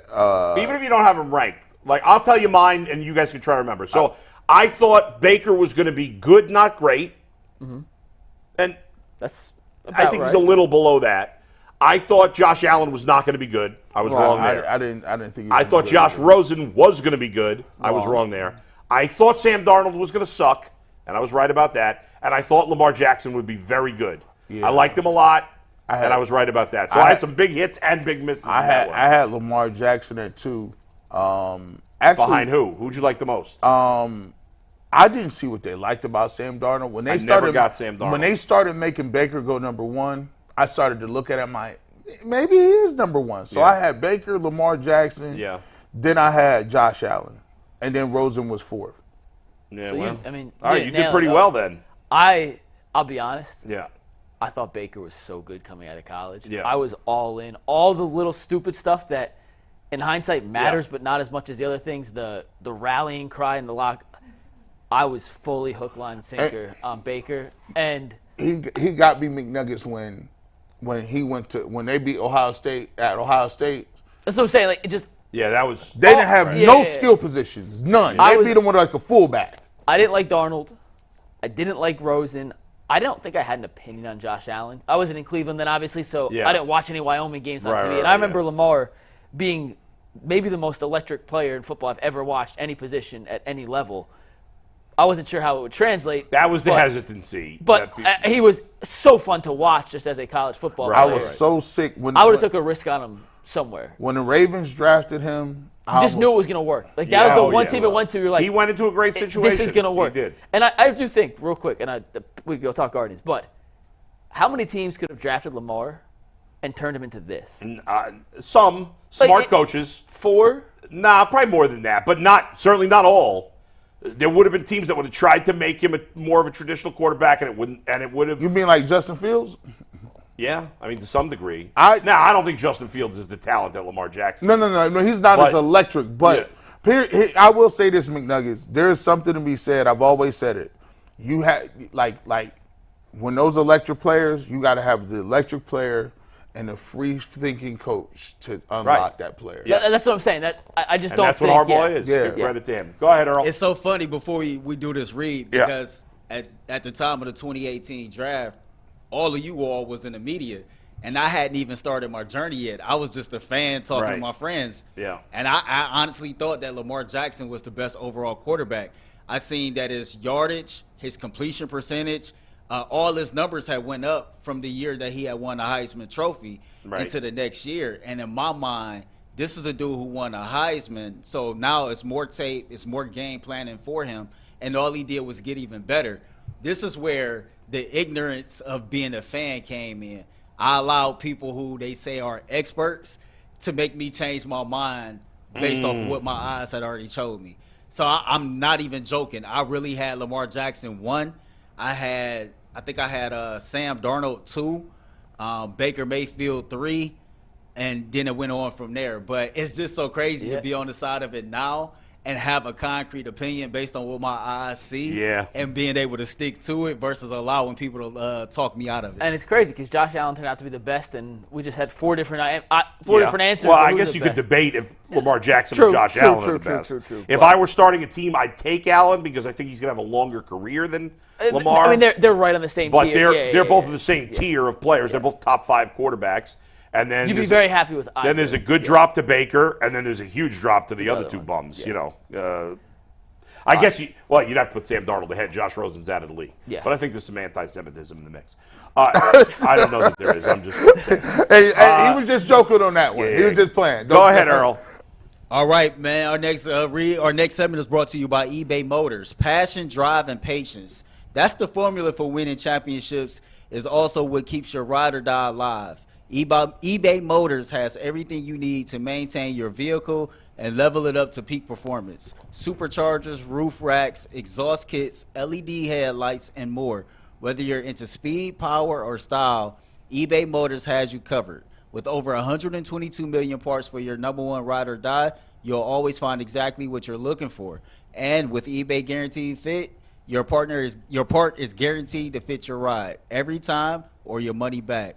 Because with eBay Sports, you're burning rubber, not cash. With all of the parts you need at the prices you want, it's easy to make your car the MVP and bring home huge wins. Keep your ride or die alive at eBay Motors at ebaymotors.com. Eligible items only. Exclusions apply. eBay Guaranteed Fit only available to U.S. customers. All right, I have completed the trade, folks. Jamar Chase is a member of my Dynasty League team, and I will have him until he retires. We sound like them dudes off the NFL draft that be hugging after 18-year-olds. That's right. We got a dap up. That was not a good dap, but I went for the crossbody Evan Mobley block on the dap. I went for the dap, but it was a hug. Leaning in, so we started hugging. That's Can how we they get the instant replay? Can we get the instant replay? You got to blame G on that. He started leaning in, so I can't leave him. They be hugging during the NFL draft. You have to. You got to hug. Like, did you see? Wait. Did you see? I think it was J.C. Latham. He was holding up the jersey, and Goodell grabbed both his hands. I didn't see that. Listen, I can find it real quick. It was so funny. You can't overhand fist palm unless you win in beer pong. That's the only way you get a beer pong win or flip cup. By the way, I ain't played flip cup or quarters in years.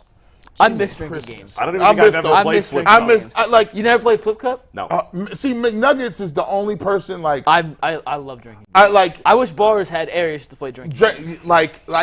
He's the only young person enough that is still in that mode. In the cult. Anthony. Right.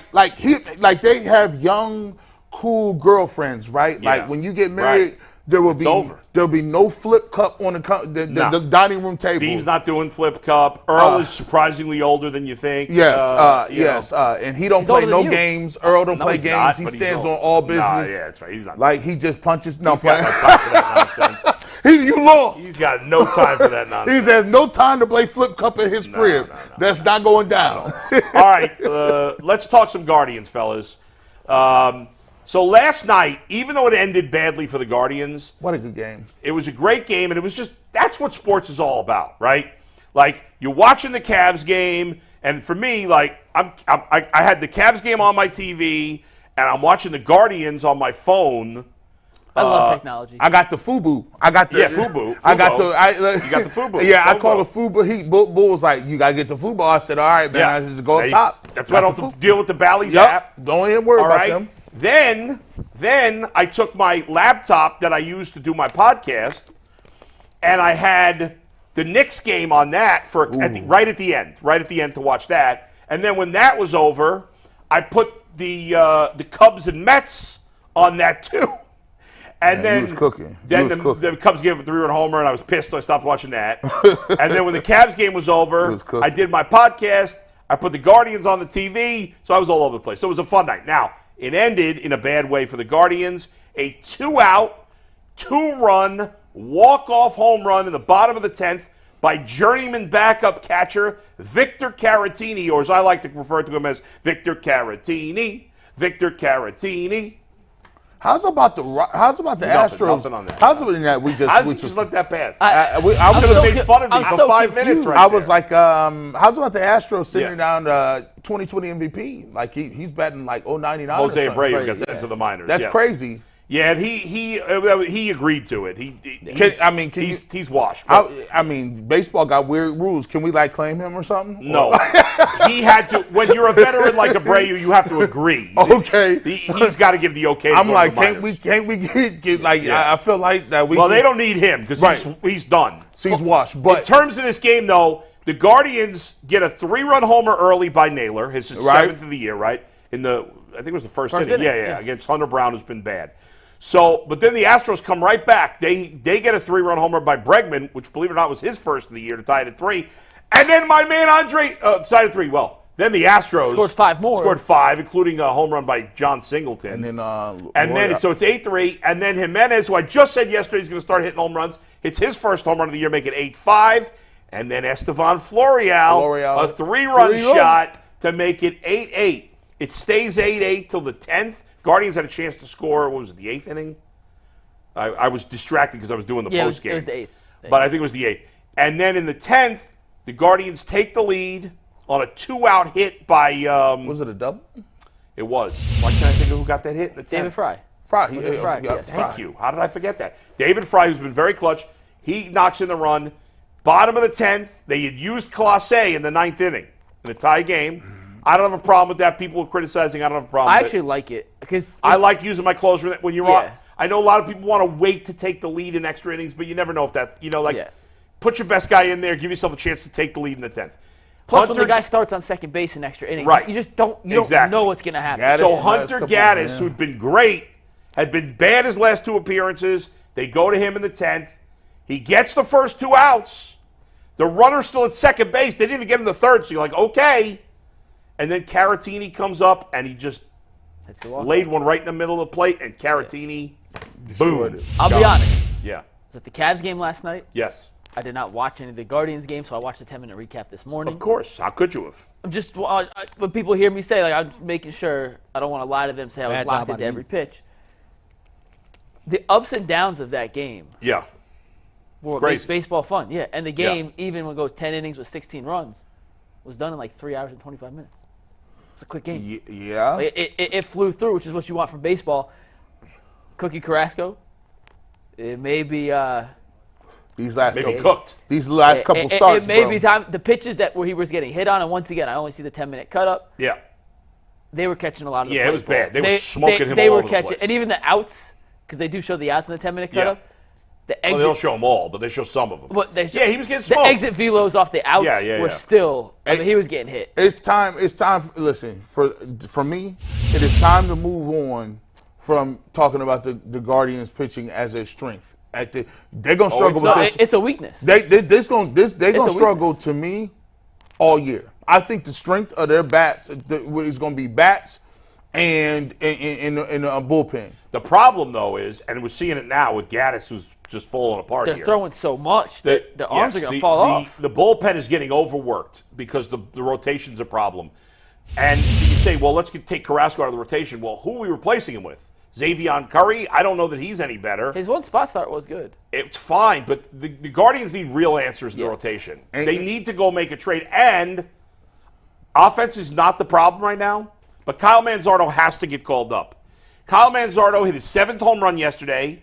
I believe he's hit 6 in like the last 10 games.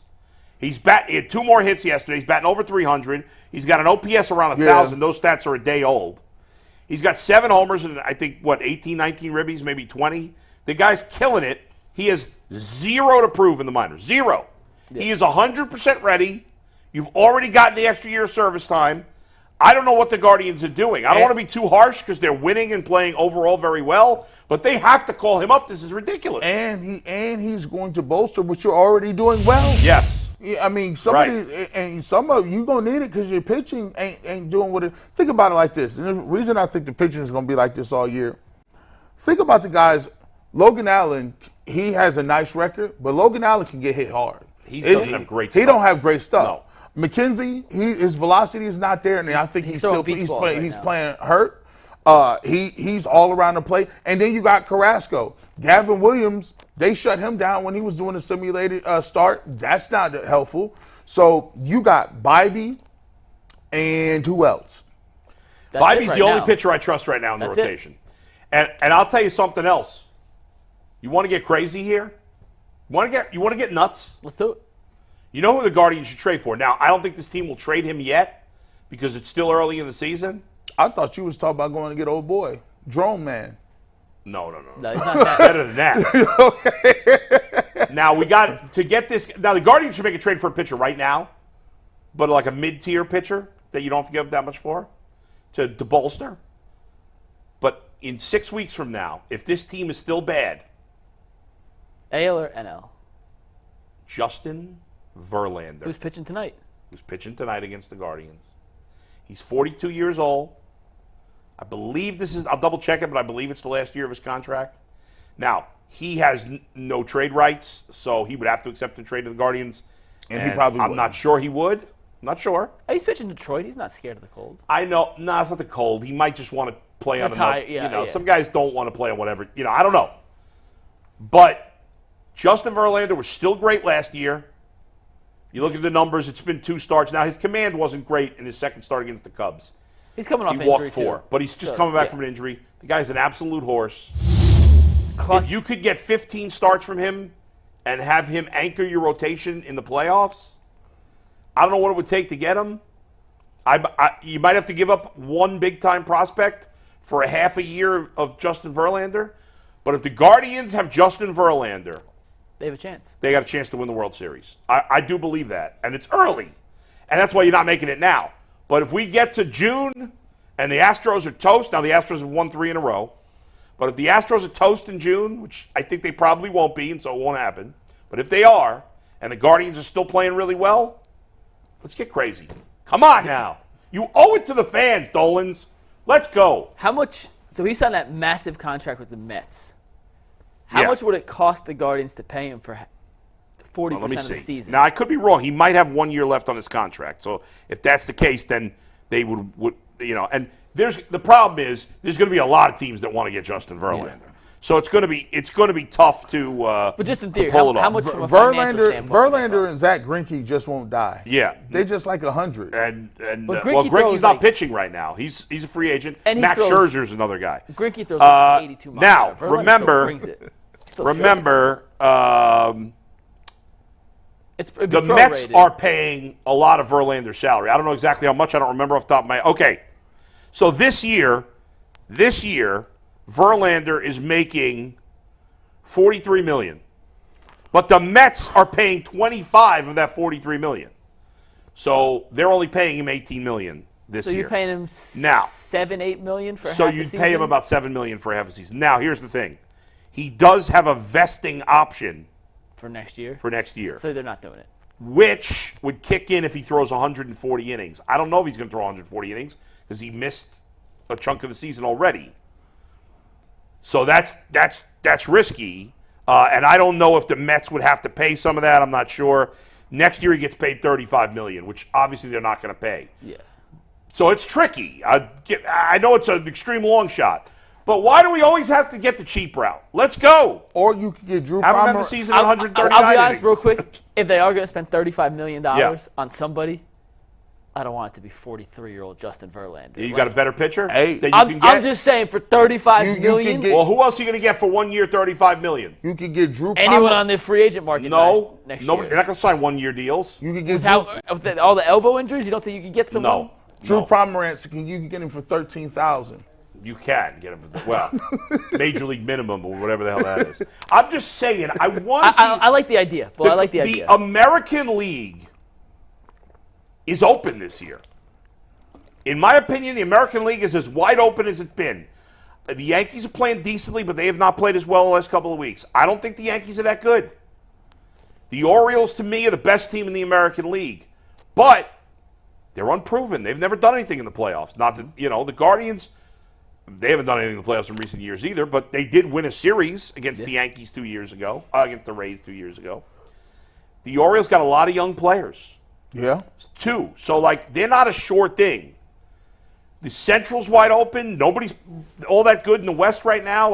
We saw the Rangers, who were the 6th seed in the American League last year, and the Diamondbacks, who were either the 5 or 6 in the National League last year, go to the World Series. The Rangers barely made the playoffs. They won the World Series. The Guardians, this is a year to be aggressive, very aggressive. I'm just using Verlander as an example. I'd love to have him. Yes, they're probably not going to trade for him with that potential vesting option. I thought he was a free agent at the end of the year. But still, they got to make a big-time move at some point. But I would right now try to grab a mid-tier, number 4 starter. Paul Blackburn, like you mentioned. But even he's going to be worth something. J.P. Sears of Oakland.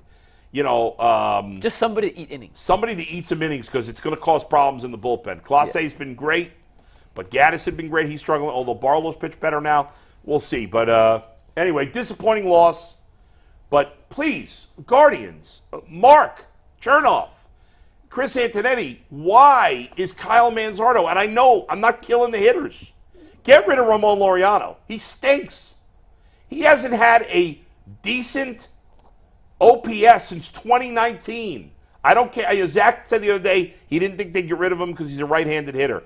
I don't care. He stinks. He's bringing nothing to the table. Florial's played well. I got to stick with him. Yeah. The only other option is send down Rocchio and make Arias the shortstop. You could do that, but you got to get Manzardo up. It's time for him. He's hot, and you got to call him up. And if he stinks, you send him back down. You send him back down. It's not the end of the world. They sent Jackson Holiday back down. The Orioles did. All right, Earl. What we got? Super chats. All right, first things first. Shout out to Scott Wood and Wolf Rage. They both gifted 5 UCSS memberships apiece. So shout out to you all. Couple of super chats. Mud, he sent 2 of them. Yeah. The first one says, Earl, I'm still bent out of shape that you didn't take 1 minute to see the eclipse. Grinding is good, but don't forget to smell the roses. Right. Love the He's 216 100% show. Right. Earl was out of pocket for that. Earl did look at the eclipse, though. Actually, I did. Oh, he did? I That's remember right, he texting the did. group and telling everybody I did. Mud, I will tell back you in this, pocket. man. Something just recently happened in my personal life that's out of my control that kind of hurt my heart, that made me think, man, work is cool, but live in the moment because life is short. You never know, when your health will fail or your life will be over. His second one says, I'll put the over-under on Mike getting hired as a basketball analyst on TV or radio at 1.5 years. Take the under. I'll take the under on 30 days. He that dope. Nah. He that dope. He's already an analyst. I'm not leaving, so. He's not leaving, but he's already an analyst. He went Wolf on Wall Street. I'm not leaving. Right here. Hey, it's a package deal. I met him the first day. I said, if this fails, you got to take me where you going, dog. And one more. Yeah. DB Dog 21 says, just wanted to know if you guys saw the Michael Parsons, CJ Stroud exchange about the AFC North being the best division in the NFL. I did. We're going to talk about that in Real overtime, recognize actually. real. Okay, let's do that in overtime because I tweeted about that. Michael Parsons lost in the Lost soup. in the soup. By the way, Stop stealing my expression. Sorry. What do you mean your expression? I've been saying that for years before you were born, probably. My mom's been saying that. It Really? must be a Jewish thing. Yeah, maybe it is. By the way, this is for you, Steve Becker. Victor Caratini. Victor Caratini. Jazz hands. Why of all the random players? Well, first of all, he was a Cub originally. Oh, okay. So there's. We just got one more. I just like the way it rhymes. Go One ahead. more? We got one from a mod or a med. It says, I like the Verlander idea if it's possible, and I don't think the vesting matters because we control how many innings he pitches. Call up Manzardo now. Yeah, but if you mess with that too much, you're going to piss the player off. You don't want to do And, that. could you imagine hey, we have a must-win game to Yeah, make the you playoffs, can't. but Verlander's at 138 innings. Yeah, we you can't can't pay him do next. that. We're gonna start Ben Lively instead. Yeah, that's Like, bad. yeah. You can't do that. I see what you're saying, but I don't. They got to let it. If he doesn't get there, he doesn't get there. But you can't manipulate Yeah. that. That's bad. That's a terrible look. You don't want to do that. And we talked about the NFL when they gave the player survey for the franchises. Yeah. Something like that would resonate and Yeah. be a Oh, sticking people like, point. all for right, other Guardians players. already have a bad reputation in that vein. Exactly. You don't want to do that. That's not. It is what it is. But I see his point though. yeah, sure. I see what he's trying to say. Yeah. Yeah. All right, folks. On overtime, we will talk about that Micah Parsons, C.J. Stroud exchange. So we'll see you coming up on overtime with the ultimate Cleveland Sports Show. We didn't get the 40,000. We're still a few short. We're about 50 away. Subscribe. We'll see you on overtime. Get your pets Give out me the there and Victor subscribe. Caratini subscribe. Victor Caratini. Oh.